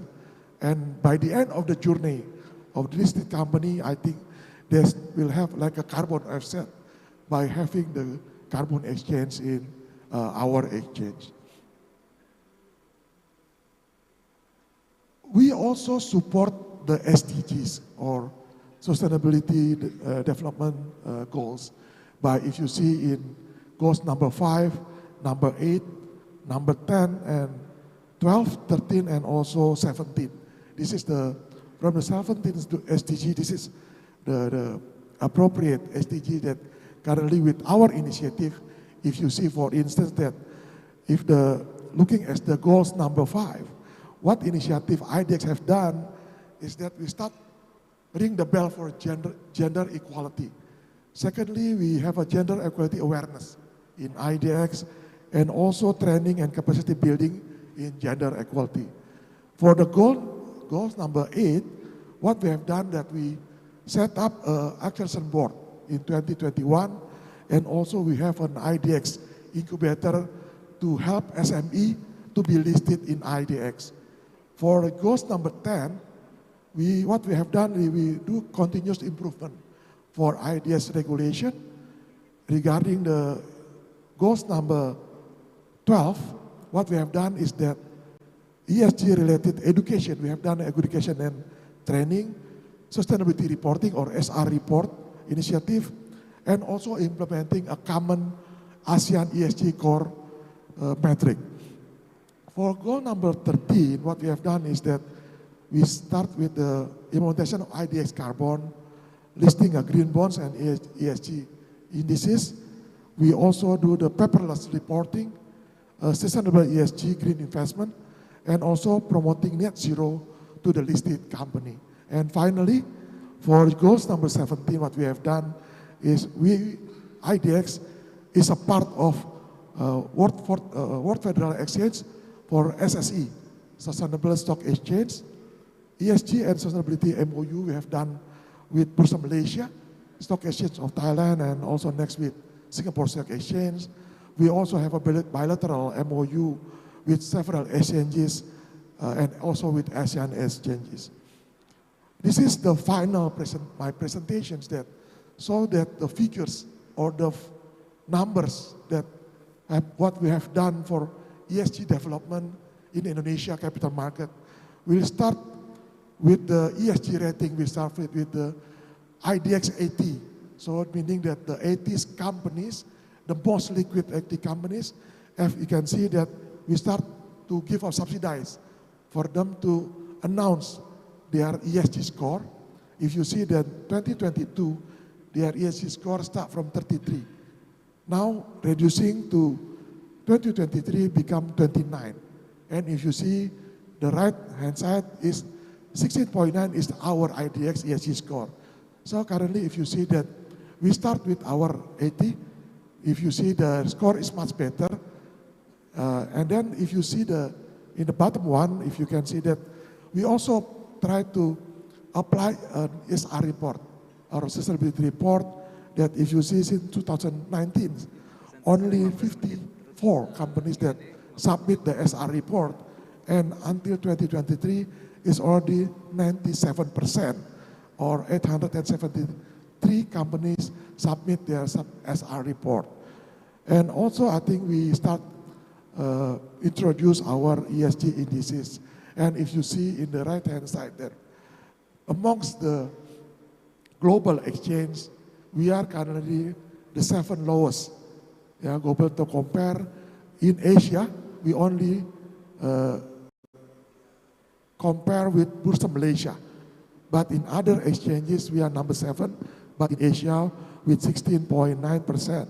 Sorry, 16.9, we are the 2nd lowest in Asia. I think, thank you very much.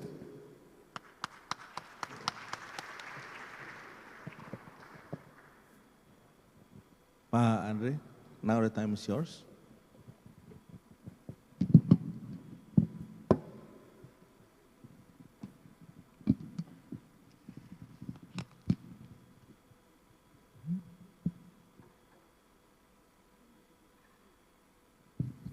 Okay, distinguished guests, ladies and gentlemen, Bu Nelly, Pak Anton, Pak Sony, and all invitees.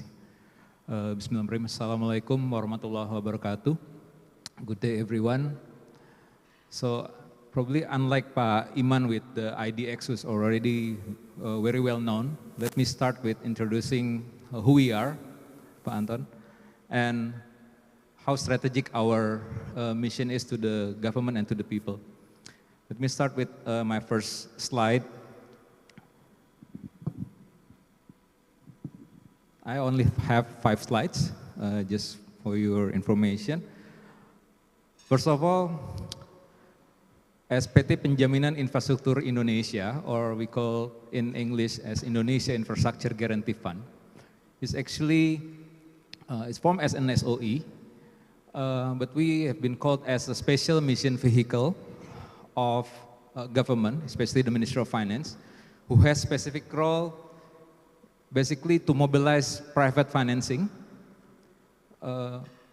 to our infrastructure investment by enhancing its bankability and viability and using creative financing scheme. This is actually the scheme that not actually trying to depend only to the state budget, but we want to have private capital to be invested in our infrastructure projects. So we are actually a fiscal tool, managed and under supervision 100% owned by the Ministry of Finance. And we're actually an active member of the PPP, Public-Private Partnership Joint Office, Republic of Indonesia, with other 8 ministries and agencies. Before I start explaining about our mandates, our financial profile of our company, first of all, sorry for not displaying in a slide, but we actually have an equity of around $1 billion US. We have a guarantee exposure more than 6.3 billion US dollar, and has been mobilizing investment for more than around $30 billion out of our 53 guarantees provided in different projects and programs. And we're actually rated as a AAA domestically by Fitch. And now I try to explain the mandates. Basically, we have 2 groups of mandates. First of all, by providing government guarantees to the investment in infrastructure and non-infrastructure projects. For those in PPP, I think we can see in the slides here how we actually been mandated for PPP project guarantee. So all PPPs in Indonesia which requiring government guarantees that should be provided through us in IGF or PTPII, and also to support our strategic program of the government, including the Nusantara Capital City, especially for those PPP projects. We actually can be mandated for a credit guarantee as well, which is actually those SOE supervised or organized by Ibu Nawal. So some of them are actually our partners here. So we have actually a PLN, Pertamina is some of those SOEs we are guaranteeing for its financing. And also we've been part of the National Recovery Program, the PEN, Pemulihan Ekonomi Nasional, during the pandemic. There are some SOEs has also been guaranteed for its financing, and not only for infrastructure, and also for the PSN project, National Strategic Project. When there's a need for the guarantees, we can provide those guarantees as mandated by the Ministry of Finance. The second mandate is on the project development facility. For this, we have a PPP-related PDF assignments. It's actually been assigned by my colleagues here, Pak Bram from Ministry of Finance, who later can be will be the panelist as well. And we have another PDF, is also for asset utilization of Jakarta. So for those performing the mandates, I think before I start explaining about how the government risk and compliance has been implemented in our institution, we have to also doing the capacity building to the ecosystem of infrastructure investment, because especially when you talk about government projects and you deal with the line ministries, regional governments who's not already been aware with this kind of schemes. So this is something that we actually have established. We call it an IGF Institute. So with this program, with these units, we actually trying to develop capacity building program, an outreach, and also a public advisory program. In this slide, as a guarantor, we need to be credible. We need to bring values. And with the strong GRC, this is something that actually should be built in on the first place, on the first day. So we have at least 3 different roles as enablers. First of all, if we talk about our guarantees in the financing instruments, we need to be the financing enabler. So for those projects has been very difficulties in getting financing, our guarantee should be the de-risking instrument for them. The next would be on the project enabler side, especially on the project development facility assignment to us. So when the project has some difficulties in developing their business case, this is something that we need to support. And another thing is on ecosystem enabler, because we need to many stakeholders. I will explain in the next slides. But first of all, to be credible, we need to have a strong GRC. And as you can see in this round diagram on the left-hand side of our slide, you see how this is actually referring to the governance guidelines provided by the Minister of SOE, as explained by Bu Nawal earlier. You see how our governance in terms of GCG policy, a board manual, ERM framework, and policies and procedure has been set up in IGF, in PT-PII. And on the risk management side, as a guarantor, we need to manage our risk exposure. So we have a policy on gearing ratio, which is actually a ratio between our exposure and our equity. The maximum gearing ratio, as regulated by the Ministry of Finance, is 12 times. Now we are actually around 6 to 7 times of our gearing ratio. And on the compliance side, of course, we need to, as a government institution as well, we need to have an internal and external audit. We could be audited also by the Supreme Audit Agency and also independent public auditors. And we need to assess our GCG assessment, GCG score as well every year. And this is typically done for ourselves by BPKP. And we are using, on the right-hand side of our slide, that we're using 3 lines model as well for our risk management, using a limited liability structure of our governance and as an SOE. On this slide is actually on the ESG.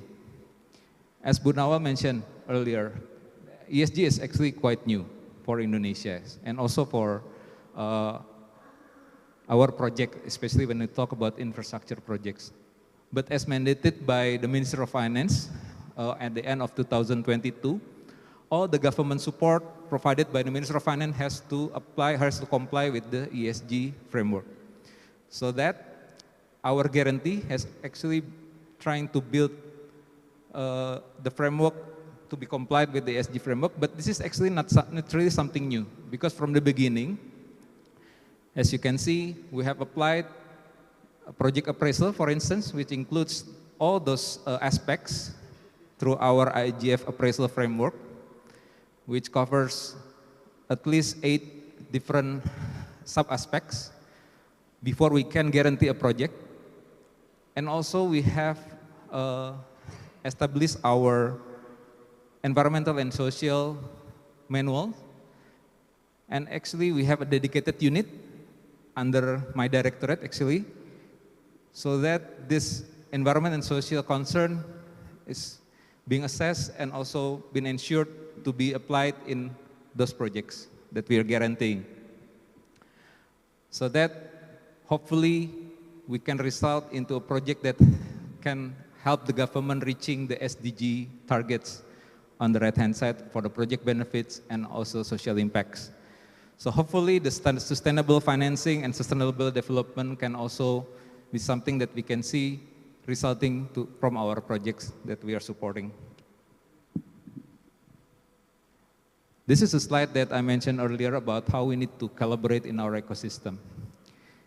At least we have 4 different groups to foster the GRC ecosystem. First of all, how we actually been part of the PPP program nationwide with different ministries, and also we, as I mentioned, we need to deliver capacity building program to our stakeholders. And also we have the synergy with other SMVs. At least we have 4 other SMVs. I have one of my colleagues here also attending from SMF. And we have actually developed a community of practice for creative financing or innovative financing infinity. Because we need to gather ourselves, to share and to learn together. Because I mentioned earlier that this is actually something new for Indonesia. So we have Infinity, Innovative Financing Community, to be the community of practice for infrastructure investment. The second group in actually how the infrastructure guarantee can be play part as a project enabler and financing enabler. IDX is one of our partner actually to develop this together. Probably let's say to tap in the capital market to invest in our infrastructure. Also for the National Sharia Board, the local banks, not only Himbara, but also regional banks and other international banks, we need to get them involved into our project so that the financing can be obtained to deliver the projects. The third group is on how we collaborate with the academia. We have IGF Institute to do this. We have UNIID, University Network for Indonesia Infrastructure Development, consists of 36 different universities across Indonesia, so that we want to disseminate the message of good practice in infrastructure investment and also how the importance of delivering services to the people. This is something that we are doing from this stream. We have PPP certification globally, which is actually we are the only authorized training organization in Indonesia for doing this. The fourth group is on how we collaborate with international institutions. So with multilaterals like the World Bank with MIGA and also with Islamic Development Bank of ISEC and also with different bilateral agencies like JICA, KIAT, EDC and so on.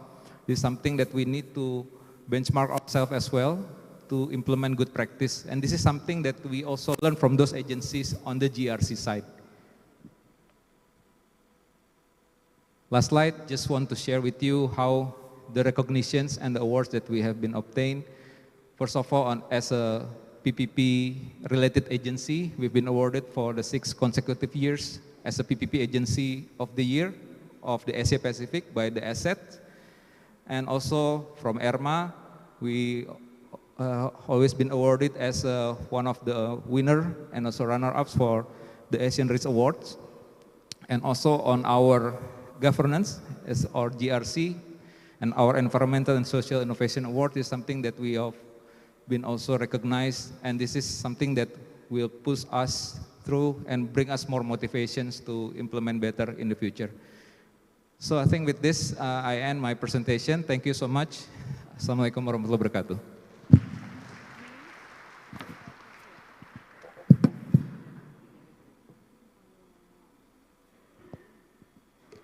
Thank you, Pak Iman and Pak Andre. Now we come to the question and answer sessions.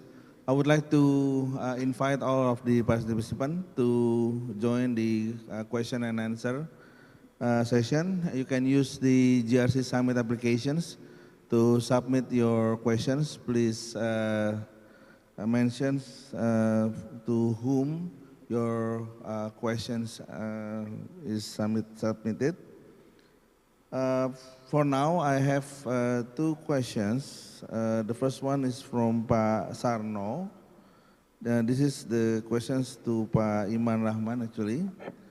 So having the very minimal of total trade value of carbon in the market, what actually the main problem of the carbon market trading, the problem or the challenges in the carbon market trading in Indonesia?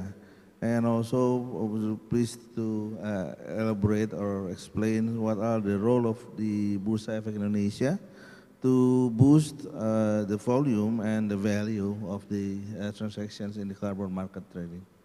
Please, Pak. Thank you, Pak Charles. I think thank you for the question. It's a good question.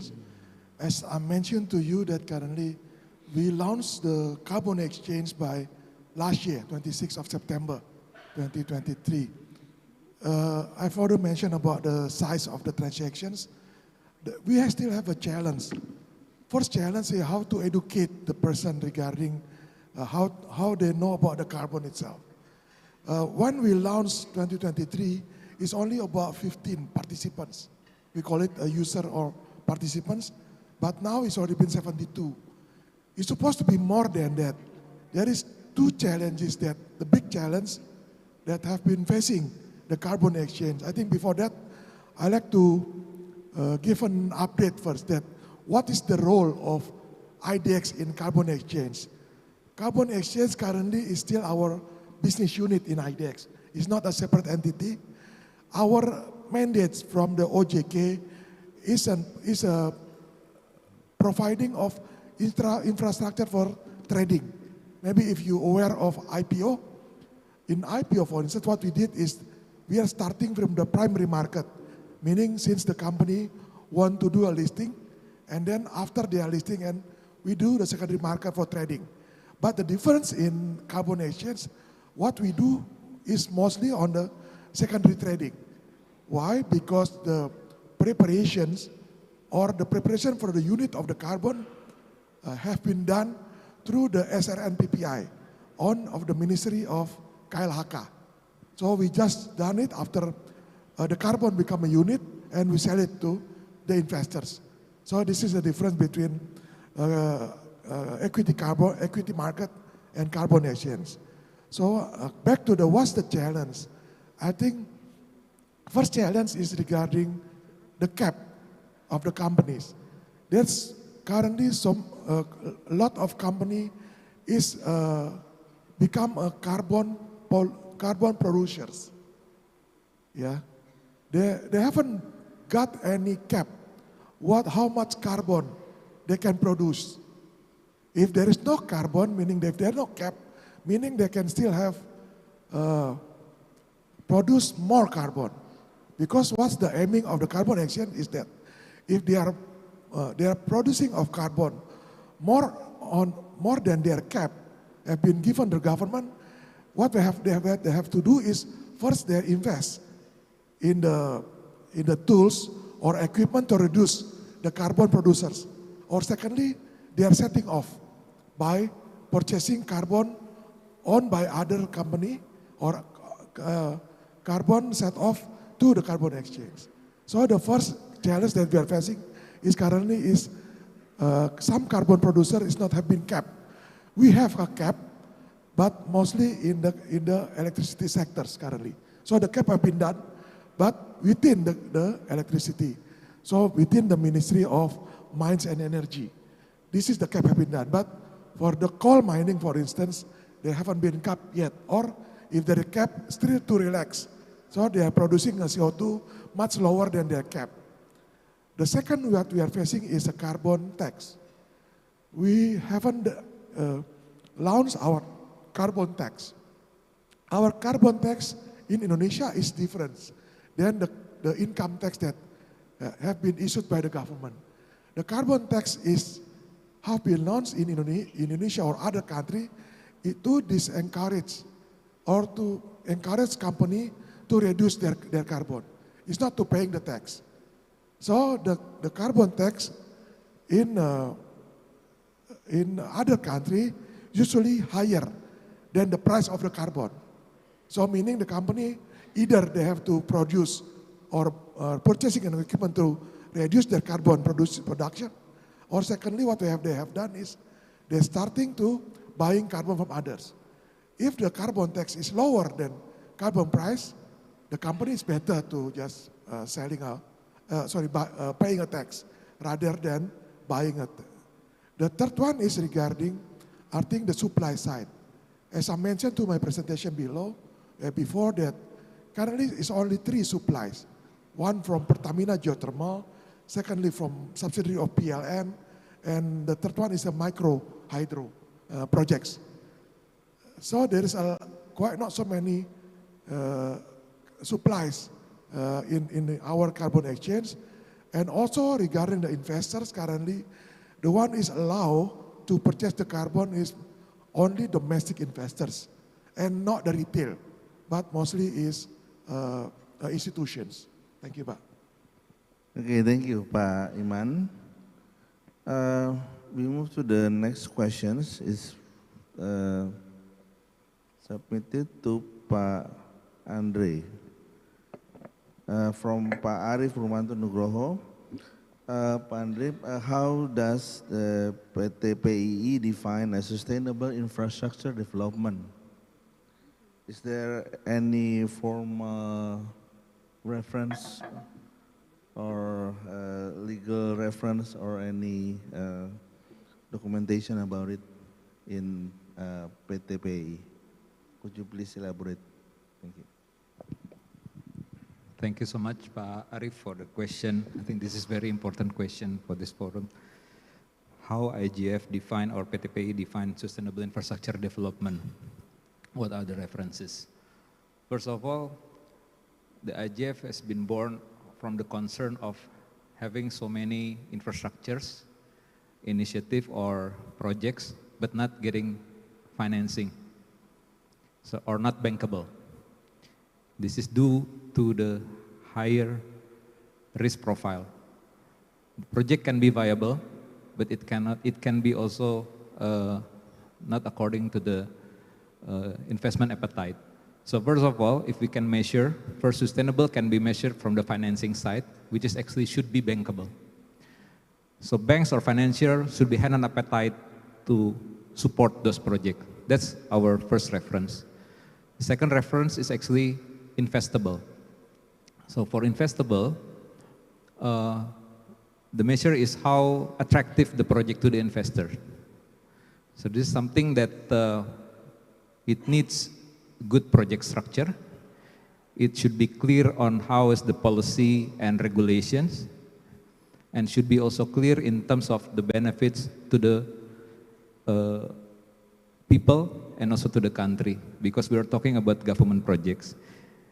So with those two main reference, we actually can find many references in terms of, let's say, for instance, as we've been supported by some of the multilaterals.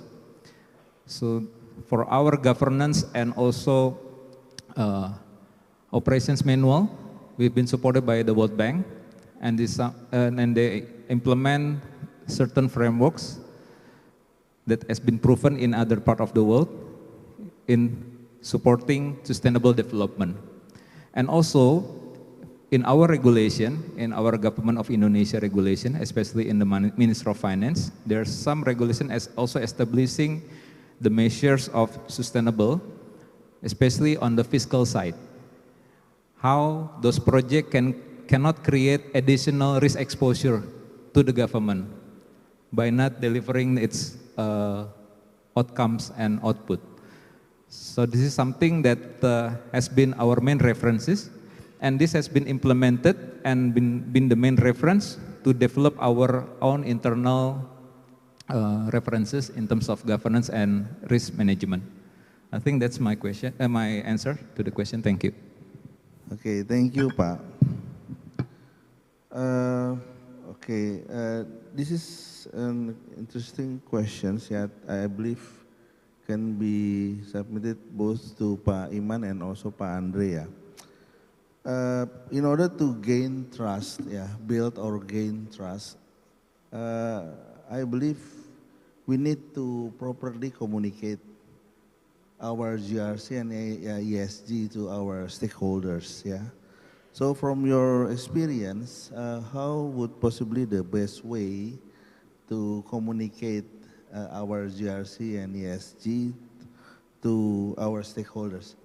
How to educate our society to be aware of ESG, for example, and how to get them being participated in our ESG program, for example. So please, perhaps Pak Iman and then Pak Andre. Thank you.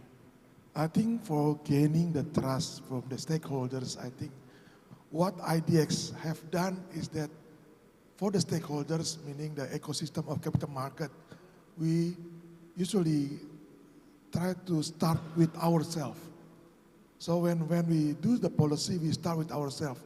For instance, like the ESG score, we not just subsidize our listed company or a pilot project with the 80 listed companies, the most liquid 80 companies. What we start is ourselves. So when we start try to educate our listed company, we start from ourselves. For me, it's not about the result. How low is the result of our ESG score, but how we start to communicate by having our own self as a pilot project for me. So first of all, I think we start with our own. Secondly, we can usually currently is easier to using our channel, what to call it, communication channel. What we have done, we using our education channel to show to the ecosystem that we have started already. Secondly, we start with our listed company, and then we have to do it persistently. So we're not doing only one by one and just subsidize in one time, but we start early by having with the small companies, 80 companies, but aiming for the more companies to have like a ESG scoring or GRC to the companies. So this is the way that what we have done to ourselves and also what the ecosystem. Thank you. Okay, thank you for the question. Let me just continue, as rightly mentioned by Pak Iman, we should start from ourselves. Actually, as I mentioned earlier, IGF is part of the government support of the Ministry of Finance, which actually we've been quite eased by the strong policy by the Minister on implementing ESG. This is something in the policy side, and how we actually as an institution, we need to develop our ESG manual, develop our institutional capacity to understand and to deliver what should be implemented through ESG framework, and also by applying rating that we are now actually doing right now. The next is through our projects and partners.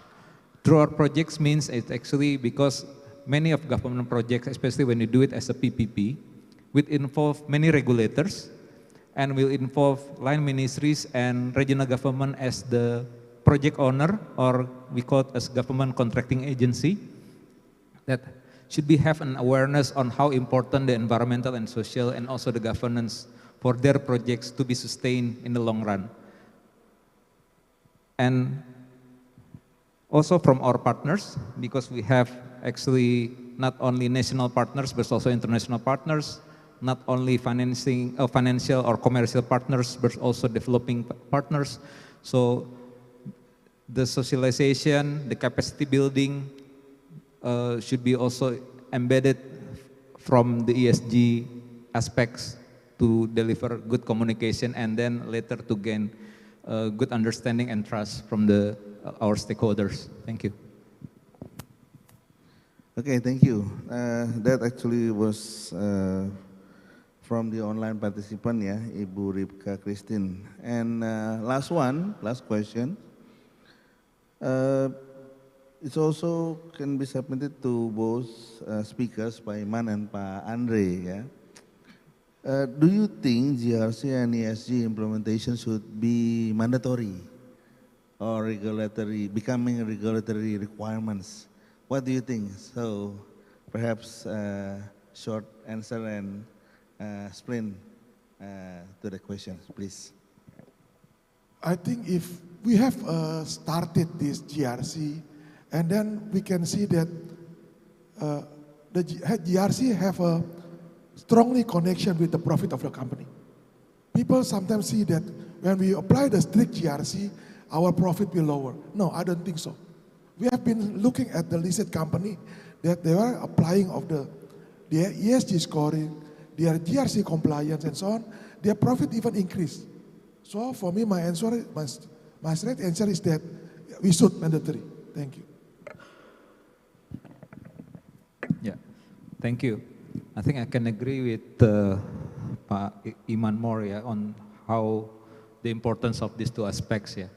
But in terms of to make it mandatory in the regulation, for instance, in our projects, especially when we provide guarantees and our project development, this is something that we need to create awareness first, understanding, before we can actually put it as a mandatory in the process. Because I think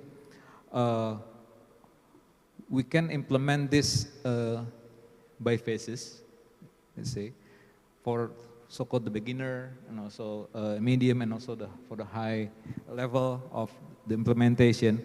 So this is something that at least we recognize how is the gap and how we can address those gaps in a very measured manner so that the level of profitability and sustainability can be obtained, especially for ourselves, because the guarantee, for your information, the tenor can at least last more than 10 years, yeah, until more than 30 years. That's the period of our support to the projects. So we need to really have this kind of like a marathon runner, yeah, not really like a sprinter. So this is something that we need to develop stage by stage, and hopefully, if it is mandatory, you can do it in different phases. Thank you. Okay, thank you. So it is very interesting discussions actually, but however, our time is very limited. So I need to close our sessions. Ladies and gentlemen, please give a big round of applause to our distinguished panelists, Pak Iman dan Pak Andre. So I believe the time is up. I give it back to the MC. Thank you once again. Give the biggest round of applause, ladies and gentlemen. Thank you, Mr. Charles, Mr. Iman Rahman, and also Mr. Andre Permana. Please remain on your stage as we are about to give the token of appreciation for our speakers and also moderator. And I would like to invite Mr. Zulkifli Zaini to join us on the stage to give the tokens of appreciation to our esteemed speakers and moderator.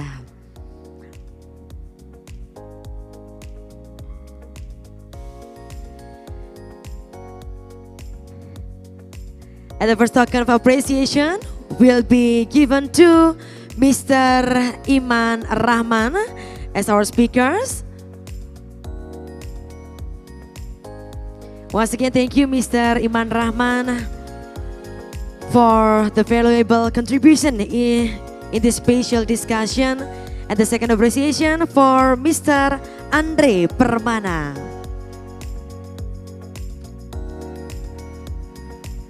And the last one for our moderator, Mr. Charles Ervors.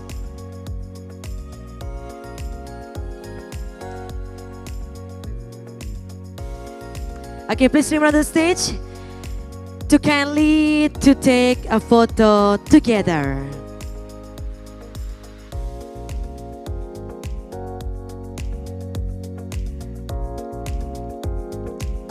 Okay, so be ready in 3, 2, 1.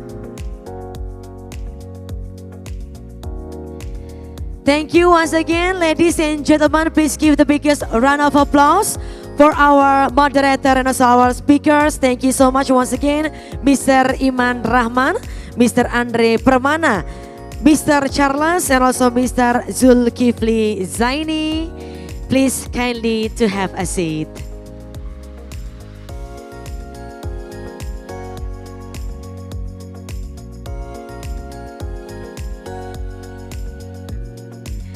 Okay, so ladies and gentlemen, before we move to the next panel discussion, I want to make sure that you still keep your spirit up.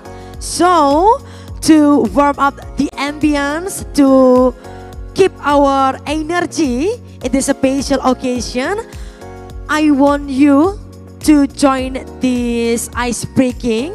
So if I say good morning, I need you to clap your hands once. Let me check first. Good morning.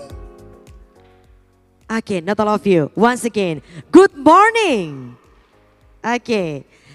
The next one, if I say good afternoon, I need you to clap your hands twice. Okay, let's try. Good afternoon. Okay, one more time. Good afternoon. Yes. And if I say good evening, I need you to clap your hand 3 times. Okay, let us try. Good evening. Okay, once again. Good evening. Yeah, and the last one, if I say good night, I need you to clap your hands, but no sound. Just make a silent clap. So you don't need to touch your other hands. If I say good evening, just make a silent clap like this. Okay, let's try.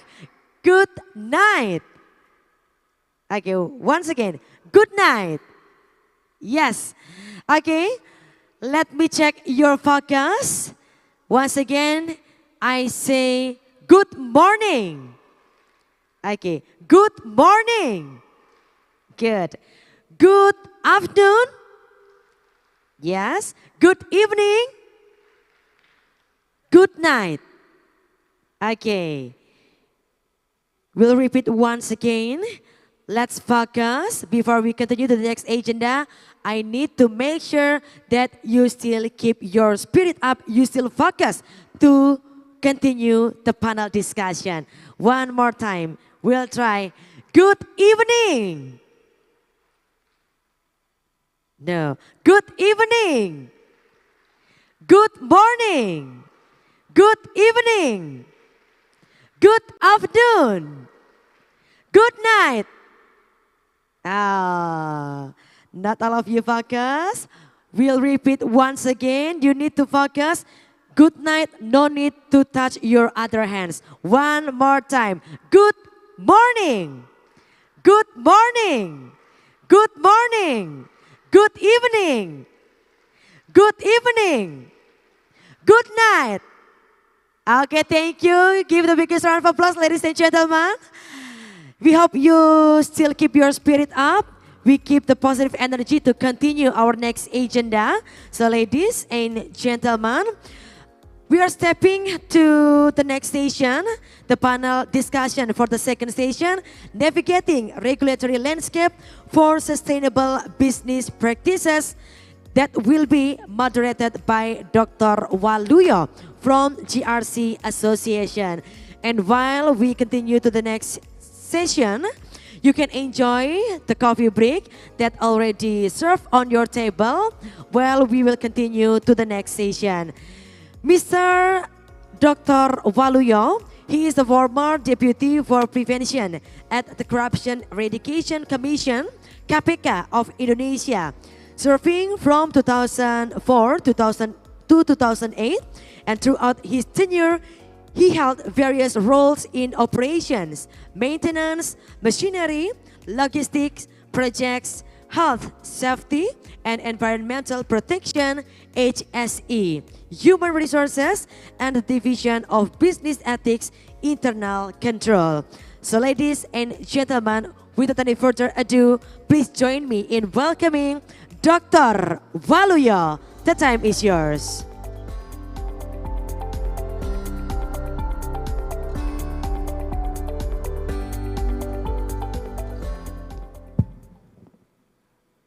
Distinguished ladies and gentlemen, Assalamualaikum warahmatullahi wabarakatuh. Selamat pagi, good morning. Where is your clapping hand? Okay, gentlemen, sustainability is becoming the global trends that must be integrated into our business operations. It is creating an opportunity, but we need also to address uncertainty as well as the compliance issues. This sessions focuses on navigating the complex regulatory landscape surrounding sustainability, exploring how organizations can effectively navigate regulation to drive sustainable business practices.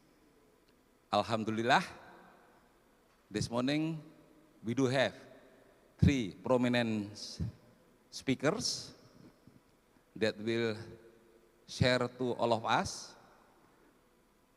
The first speaker, Ibu Amalia Adininggar Widyasanti. She is Deputy Minister of Economic Affairs, Bappenas. She will give through the video online. But before she presents, let me introduce Ibu Amalia Widyasanti, has been serving as the Deputy of Economic Affairs at Bappenas since 2020. Prior to this, she held the position of expert staff to the Minister of Economic Synergy and Financing at the same ministry. She earns her bachelor degree from ITB, followed by a master degree from Rensselaer Polytechnic Institute in Troy, USA, and doctorate from the University of Melbourne, Australia. The second speaker will be Ibu Sophia Watimena, Chairman of the Audit Board, concurrently member of the Board of Commissioner OJK. She had a very broad experience from private sectors like EY, Semen Cibinong, as well as UNDP, so in international organizations. She joined also a state-owned company, as member of the board of director at Pelabuhan Indonesia, as well as PT Indonesia Asahan Aluminium Persero, becoming managing directors.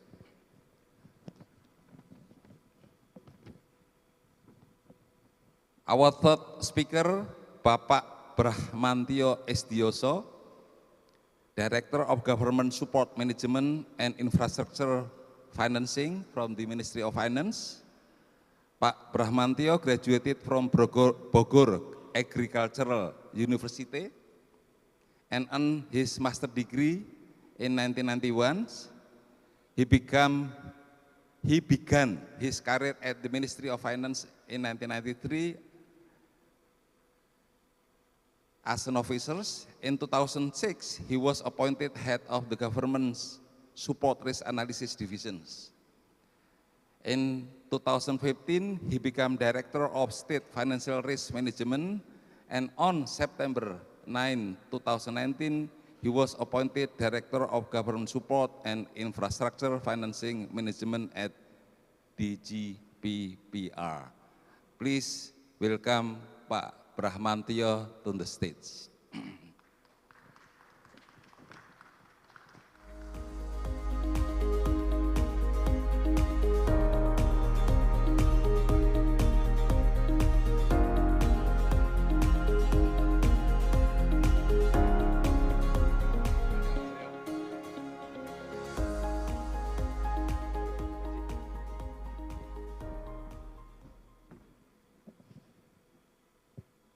Ladies and gentlemen, the first speaker, Ibu Amalia Reddy, will provide her material through video online. So, Ibu Amalia, please, time is yours.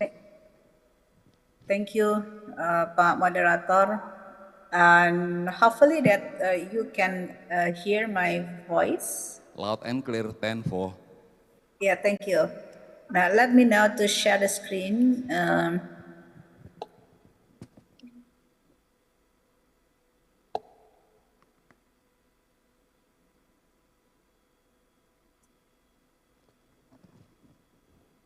So here is actually on this important opportunity, I would like to share with you all regarding to the navigating regulatory landscape for sustainable business practices.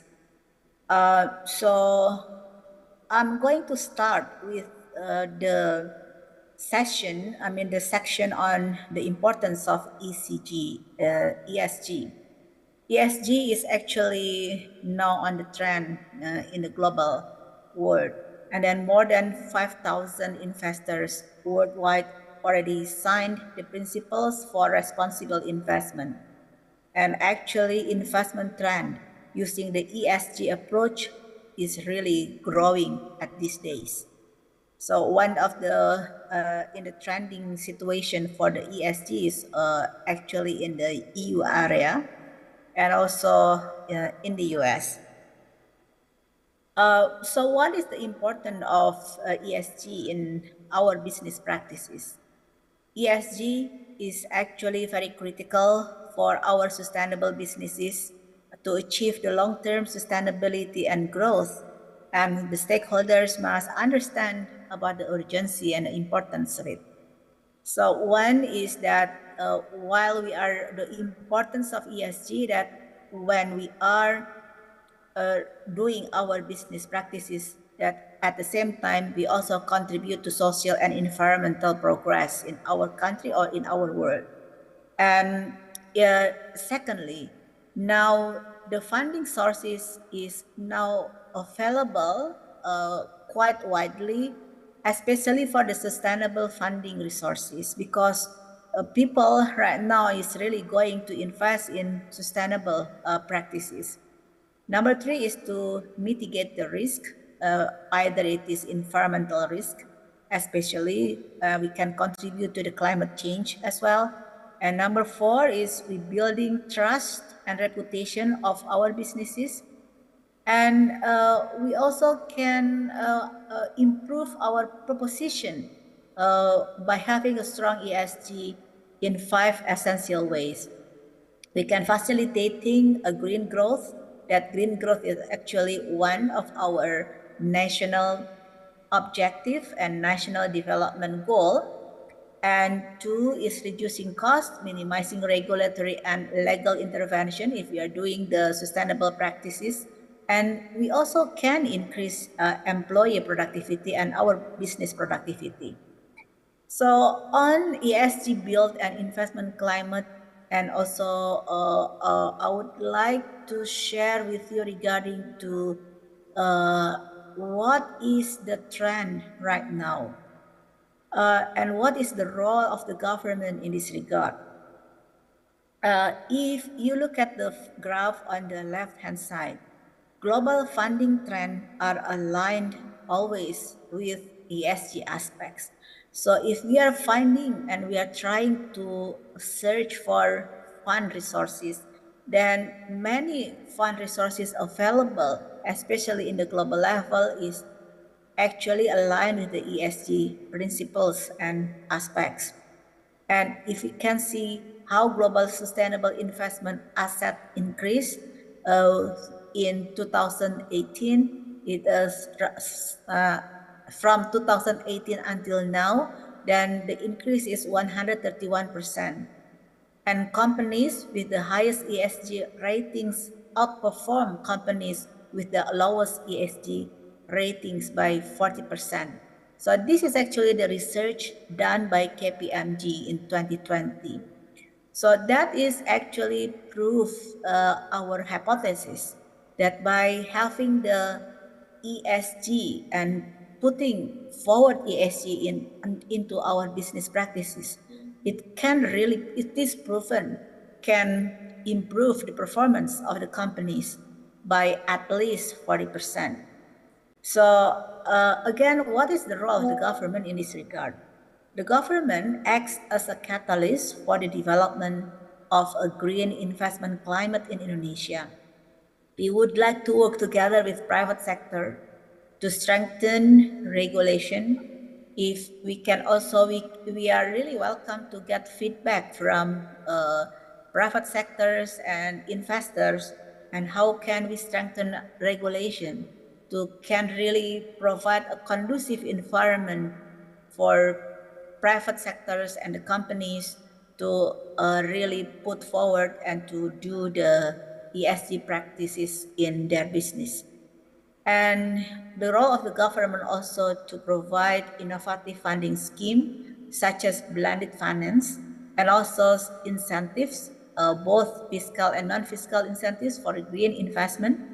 We also encourage the de-risking instruments and guarantees to enhance the bankability and the competitiveness of the green sector. And we also promote the development of green indices on the stock exchange to attract investor interest. Examples, ESG aspects and Sri Kehati stock indices. And the implementation of ESG has proven to be a profitable practices that continue to increase in the future. The global value of ESG investment has really increased significantly in the last 8 years. From 2012 to 2018, the total increase in the global ESG investment value reached more than 170%, from 11.35 trillion US dollar to 30.7 trillion US dollar. And interest in ESG investing is always increasing around the world because motivation of those investing in corporate governance funds and profits, also potential impact, and motivation of those investing in green technology funds is actually that they said they really would like to have positive impacts, not only profit, but also positive impact to society and also to environment. And if you look at the US investor interest is in sustainable investing is really growing very fast. And if you look at the interest in sustainable investing, especially in the US, 80% of them say that the sustainable investing was more important to them. And 70% of them, of the investors in the US, said that they increased their allocation to sustainable funds over the past 5 years. So, and this trend will be continue in the future and also in the near future. And implementing ESG really appears to be a vehicle that will support the achievement of our sustainable development goals, low carbon development goals, and also to achieve our priority in our economy, which is how can we implement the green economy principles in Indonesia. So again, if we look at the biggest challenges in the future that we are now facing together, and also World Economic Forum report mentioned what is the biggest challenges of the world in the near future, and then either Mandiri Institute or World Economic Forum report mentioned that climate change, pollution is actually the biggest risk that will be happening in the future. So in this regard, that why don't we work together and also put our attention that ESG is actually one of the solutions for us together to really mitigate the risk of the climate change and the air pollution. But at the same time, we also increase the opportunity to get more profitable practices, profitable businesses. But at the same time as well that we can also achieve the sustainable development goals and also low carbon development in our country. So what is the challenges of ESG implementation? So if we look at the fact and the figure about ESG implementation in Indonesia, it shows an increasing trend, but there is still a challenges because according to the survey by IBCSD in 2021, the rank ESG index of Indonesia compared to the capital markets in the world, we are in the rank of 36 out of 47. And based on that survey as well, that 40% of companies in Indonesia have still less understanding on the importance of ESG practices in their business. So this is actually we have to solve this issue. And if you would like to see the number of challenges on the implementation of ESG in Indonesia, based on the survey that number one is lack of understanding on ESG issues. The challenge number two is lack of demand from investors or clients. And number three is there is a difference in ESG standard, and ESG related project is still underdeveloped in Indonesia. So this is actually the result from Mandiri Institute on ESG report 2022. I would like just to skip these slides, but now I'm going to share with you regarding to the information why ESG is very important to your business practices, but at the same time, ESG practices in the businesses of Indonesia also very much aligned and related with National Development Plan. So I would like to share, this is a fresh from the oven information, that 3 days ago, on Tuesday this week, we just passed the law on Indonesia Vision 2045, which is, we call it the long-term National Development Plan. In bahasa is RPJPN atau Rencana Pembangunan Jangka Panjang Nasional. This is actually the backbone of Indonesia development to achieve the golden Indonesia towards 2045. This law has been approved by the parliament 3 days ago, and then this very soon the number of the law will be coming very soon. And because this is stipulated by law that Indonesia Vision 2045 has to be the umbrella of all development activities in Indonesia, including non-private actors. So while private actors do something and do activities in our country, it has to be relevant and also to be aligned with the golden vision of Indonesia 2045.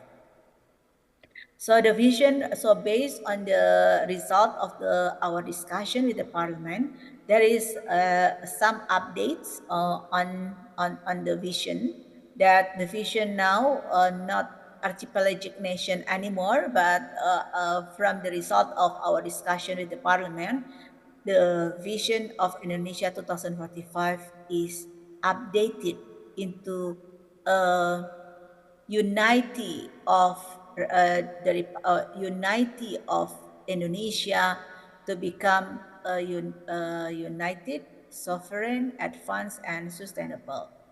And also there is 5 main targets of the Golden Indonesia 2045.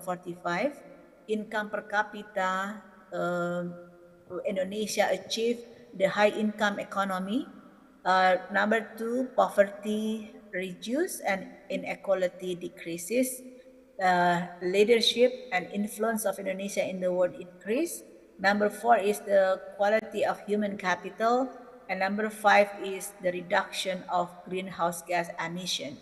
So because of for the next 20 years, we have the objective and the target to become a golden Indonesia in 2045. And this is the 5 targets of Indonesia development. Reducing in green gas emission, and also we would like to ensure the social development, having improved human capital, poverty decline, but at the same time we also have to increase our economic growth. So this is actually the concept of our future Indonesia development that really much aligned and have to be implemented through the ESG practices from the business actors. Now, this is the 8th development agenda, saying that this is the comprehensive transforming the Indonesia towards 2045. We have 8 transformation agenda. One of them is economic transformation, socio-cultural and ecological resilience as a transformation foundation. And this is one that green economy implementation will be one of our 17 development direction. So with that, when we are talking about ESG, this is very much aligned with the principle and also with the direction to implement green economy in Indonesia that is actually implemented through the low carbon development, circular economy implementation, management of production forest and agriculture, and green financing. So this is actually the policy direction for implementing green economy in Indonesia. We need to put forward the circular economy in any business practices, low carbon development, managing our forest and sustainable agriculture, as well as green financing. That's why when we are later on doing the industrialization, doing some businesses, we really encourage that green economy principle is applied into any economic activities in this country. So with that, the government also now started to develop the Green Industrial Economic Zone that implement the green and circular economy principle in that area. We also have and create an ecosystem to encourage investment in financing, to encourage transition to the green economy.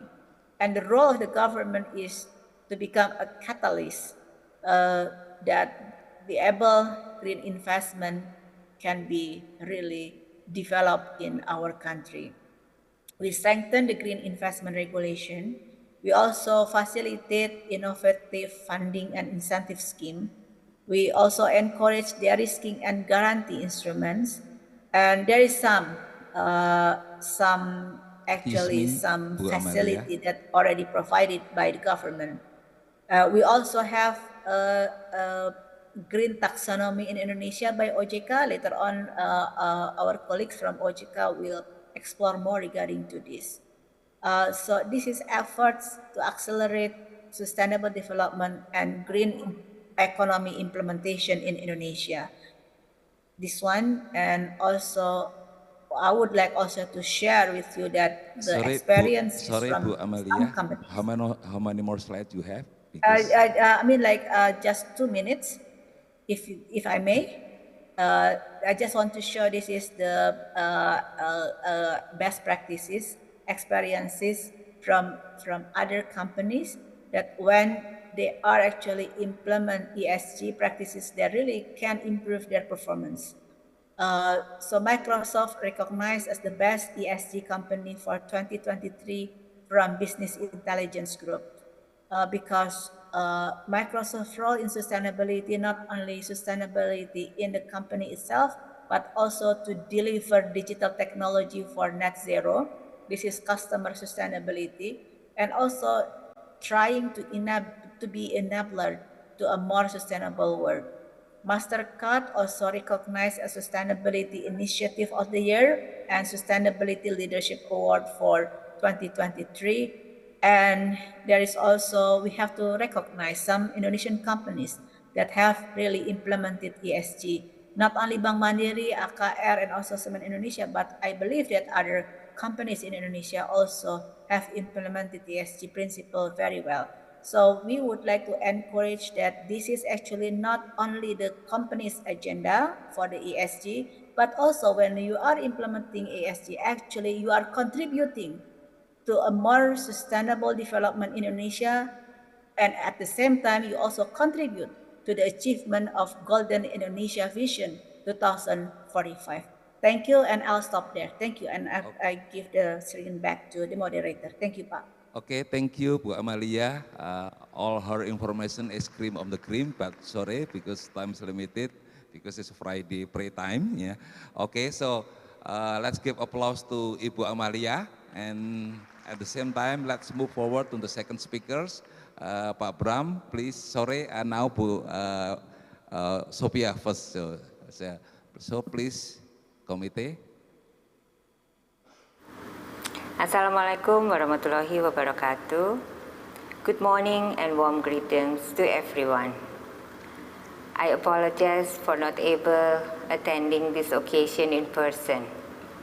On this extraordinary occasion, I would like to extend my gratitude to all of you for attending the GRC Summit 2024. This is an important moment for us to come together and discuss the challenges and roles of stakeholders in addressing the evolving regulatory landscape related to sustainability and climate change. Ladies and gentlemen, the year 2023 marked a historic milestone as the warmest year on record, with global average surface temperatures reaching 1.45 degrees Celsius. This serves as a stark reminder of the serious impacts of climate change, which could reduce the value of global financial assets by as much as $24 trillion. Indonesia is no exception. According to the World Risk Index from the UNFCCC, Indonesia ranks as the second highest risk country for disasters out of 193 countries. As shown in the picture, Jakarta, Indonesia's largest city, is already facing rising sea levels, while the intensity of hydrometeorological disaster events in Indonesia continues to increase. In 2015, during a strong El Nino, the agriculture sector experienced a growth decline of up to 4%, which negatively impacted the national GDP. A study by ADB also estimates that floods and landslides occurring during the rainy season could reduce Indonesia's GDP growth by up to 0.1% per year. Research by Standard & Poor's on the impact of climate change on sovereign rates in 2014 already indicating that Indonesia, with many developing nations, are among the most vulnerable to climate. Bappenas predicts that Indonesia could potentially lose 0.66% to 3.45% of its GDP due to climate risk. With extreme weather and climate risk driving systemic challenges, it is crucial for all of us to understand and manage those risks wisely through appropriate policies.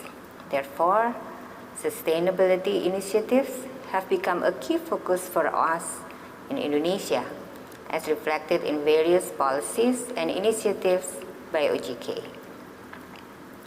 Ladies and gentlemen, as part of our efforts to support the national mandate on sustainable finance, OJK has taken several steps since 2015, from Sustainable Finance Roadmap to issuance of the new Taxonomy for Sustainable Finance Indonesia, or called TKBI, which is a transformation from the Indonesian Green Taxonomy Edition 1.0. TKBI is a classification of economic activities that support efforts and the SDGs, encompassing economic, environmental, and social aspects, and is used as a guide to enhance capital allocation and sustainable financing in support of Indonesia's net zero emission target by 2060 or earlier.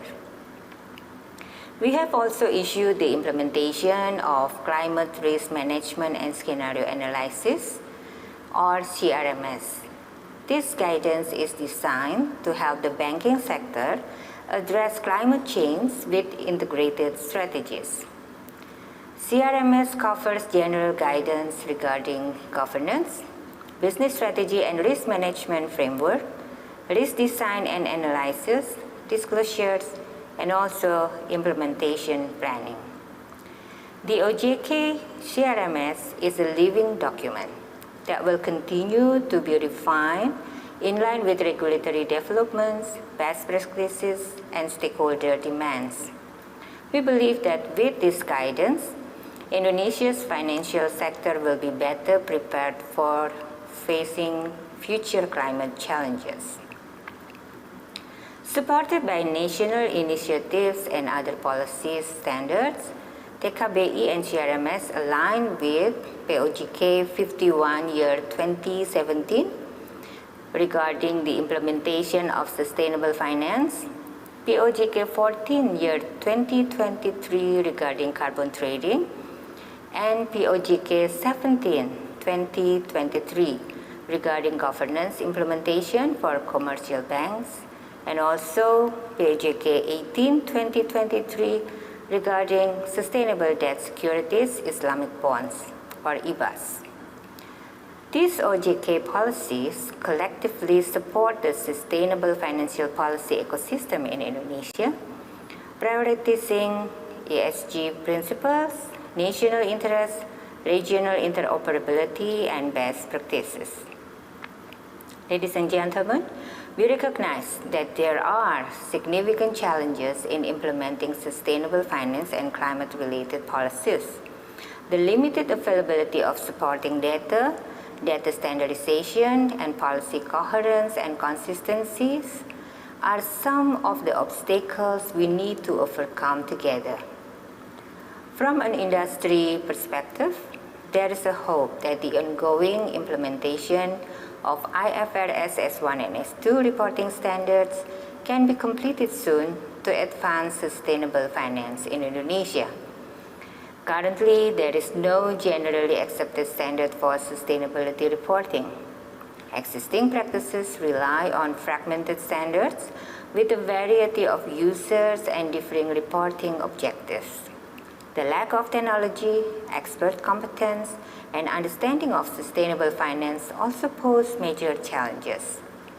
Moreover, sustainable practices are often seen as an additional cost that will burden the company. Shifting focus towards sustainable business practices may lead to a long term with low profit margin. Therefore, collaboration between regulators, industry, and stakeholders is essential to achieve true sustainability. We are now collaborating with various ministries and technical agencies to develop policies and data that support the transition towards a low-carbon economy. Additionally, we are continuously developing policies that support the implementation of CRMS, including climate risk stress testing.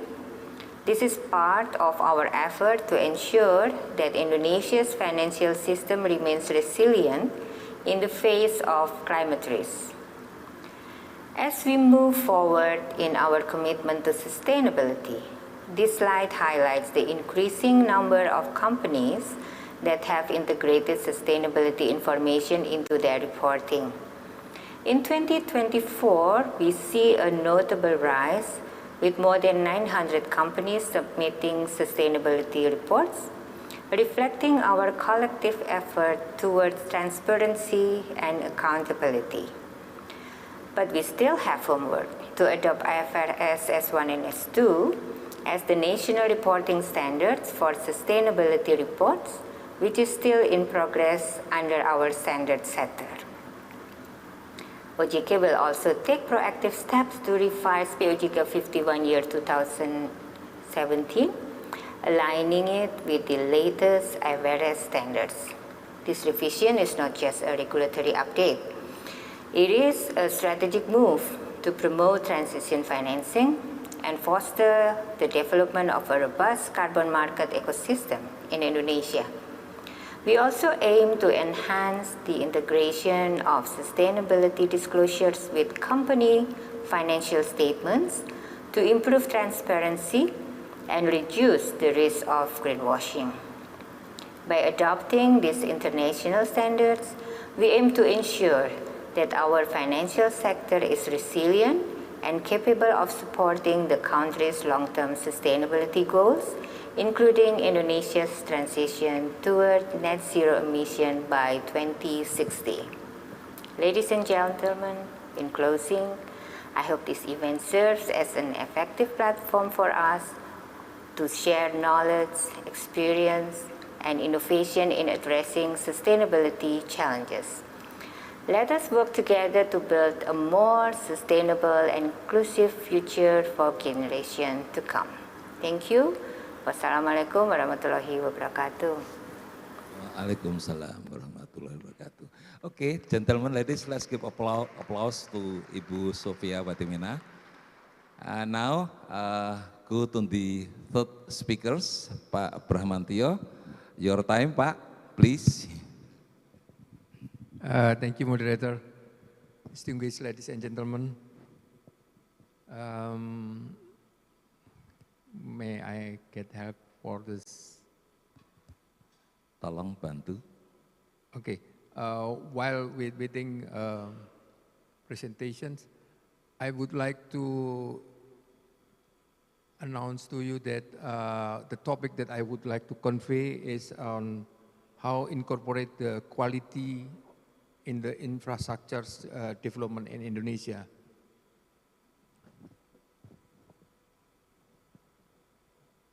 I think everybody knows that the quality of the infrastructure in Indonesia is need to improve a lot.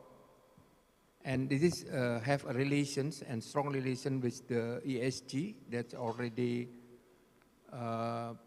made by Bapenas with Bu Aulia on the national platform and also supported by OJK, how they try to push the financial sector. And first of all, I would like to inform why we think this is very timely and important to push the industry of the infrastructure in Indonesia to work with the ESG. First of all, we know that Indonesia already have a commitment in the Paris Agreement.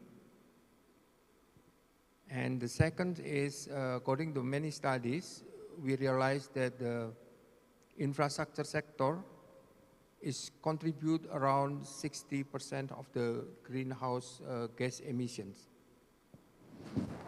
And the third is explained by Ibu Amelia before, that the private sector concerns about the ESG is growing up. And the fourth aspect is already explained by Professor Stephen yesterday, that empirically we can see that the corporations that work with the ESG get net profit margins bigger than the non-ESG. So with this kind of the situation, why we try to push in the Ministry of Finance that infrastructure development in the futures should be on the framework of the ESG. And then I would like to share with you how we do that. We try to utilize the moment of the G20 presidency in 2022, try to use this event, world event, because Indonesia as a presidency at the time, we launched the ESG framework and manual in the December 2022. And it means that we are the Ministry of Finance, take a position to promote the ESG through infrastructure financing that use the government support in Indonesia. This is strategy that we try to make as optimal as we can. It means that in the scheme of the KPBU or PPP in the infrastructure development, whoever use project development facility, viability gap fund, infrastructure guarantee, as Pak Andre before already explained to all of us, and also who get a support with the AP scheme, it should be implemented the ESG in the preparations and also in the construction phase and later on in the operations. This is the strategy that we try to do, and hopefully all of the participants, including colleagues from line ministry and also from the local governments, can follow what we try to make it happen in the infrastructure development. And now what is going on today is starting in 2022, we have a piloting for housing project and water resources. For 2023, we push it to all of the sector that using project development support. And for this year, we also try to expand for all the project that already give and get the support from the Ministry of Finance. And for the next year, it's not only for the project that use the PPP scheme, but also for others project that utilize, facilitate to get a financing, like get a loan from the G2G, and also other guarantee, not only for the PPP project. And in the end of this year, in the end of 2024, we are planning to make a more roadmap 2026 and beyond, maybe until 2029. And we would like to see the possibility that ESG should be implemented in the government procurement as a whole, and also if the giving of the equity injection to state-owned enterprise. And the last, we just want to mention that this is the strategy for all, how to paving the way of the ESG implementations. We're starting from the point that we can reach, how to ensure the integrated in the PPP project through the PDF facility. PDF facility is Project Development Facility Support. And then next will be future initiative and collaborations with point of beyond risk management, develop and promote impact assessment considering the SDG indicators, which is very in line with what Bappenas already get a plan in the new RPGMN. It means we need more reporting for the whole players in the infrastructures about how they comply with the SDGs and also the transparency on the ESG implementations. So that's the thing that I want to share to all of you. I hope that this information make a complete all the national planning, how the OJK and how the Ministry of Finance try to work together to shape the regulations, to force all of you to give the incentive to all of you in the business to comply with the ESG, SDG through the good GRC. Thank you very much. Thank you very much, Pak Bram. So wise. Okay, gentlemen and ladies, we possibly still have one or two questions. Is there any questions from the audience? Is there any question from the online? So, gentlemen and ladies, this is also almost close time to pray for Sholat Jumat. It's just indicating that our governments responding to Paris agreements, releasing so many regulations, which also not only regulating but also serving as enablers for the industry to support, to gain the targets for the zero emissions in 2060 or earlier.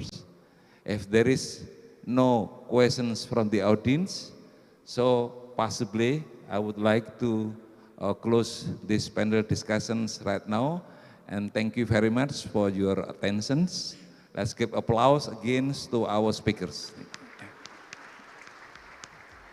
Thank you, Mr. Waluyo, and also Mr. Bramantio Isdioso. Please remain on the stage. And we're going to the next agenda, is the token appreciation. I would like to invite Mr. Eri Riana to give the token of appreciation for our speakers and also our moderator in this special occasion.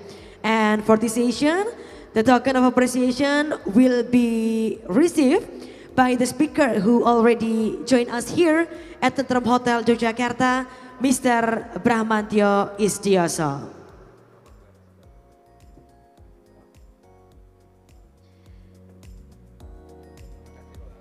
Once again, thank you so much, our speakers, Mrs. Amalia Adininggar, Mr. Bramantio Isdioso, Mrs. Sophia Watimena, for the invaluable contributions in steering this outstanding discussion.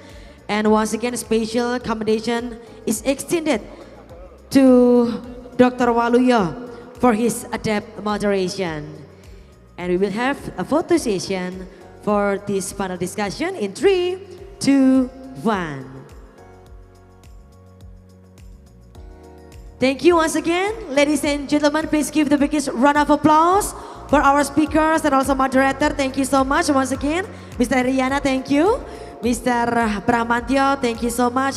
And also Mr. Waluyo for this very insightful panel discussion. So ladies and gentlemen, we still have another session. But after this, once again, we hope you're enjoying this insightful session of the day. And we'd like to inform you that after this, we have 1 hour break. Starting from now, let me to inform you that during the break session, you can attend the Friday prayer and also enjoy the lunch that have been provided. For those who wish to perform the Friday prayers, let me inform you that the prayers room available at the behind of the ballroom. You can follow the instruction from the committee to go to the prayers room. And let me inform to you that to enjoy the lunch, you can go to the foyer area in front of our ballroom. You can enjoy the lunch that provided by Tentrem Hotel Yogyakarta. And please make sure you're back to this Zoom meeting and also ballroom at 13 sharp. Once again, at 13 sharp, we hope you come back to this ballroom. And also for you who join us via Zoom platform, you can back to this Zoom meeting at 13 sharp. And afterward, we will begin the last seminar session at GRC Summit 2024 Seminar Leadership for Sustainable Impact, GRC, ESG, and SDGs. Thank you.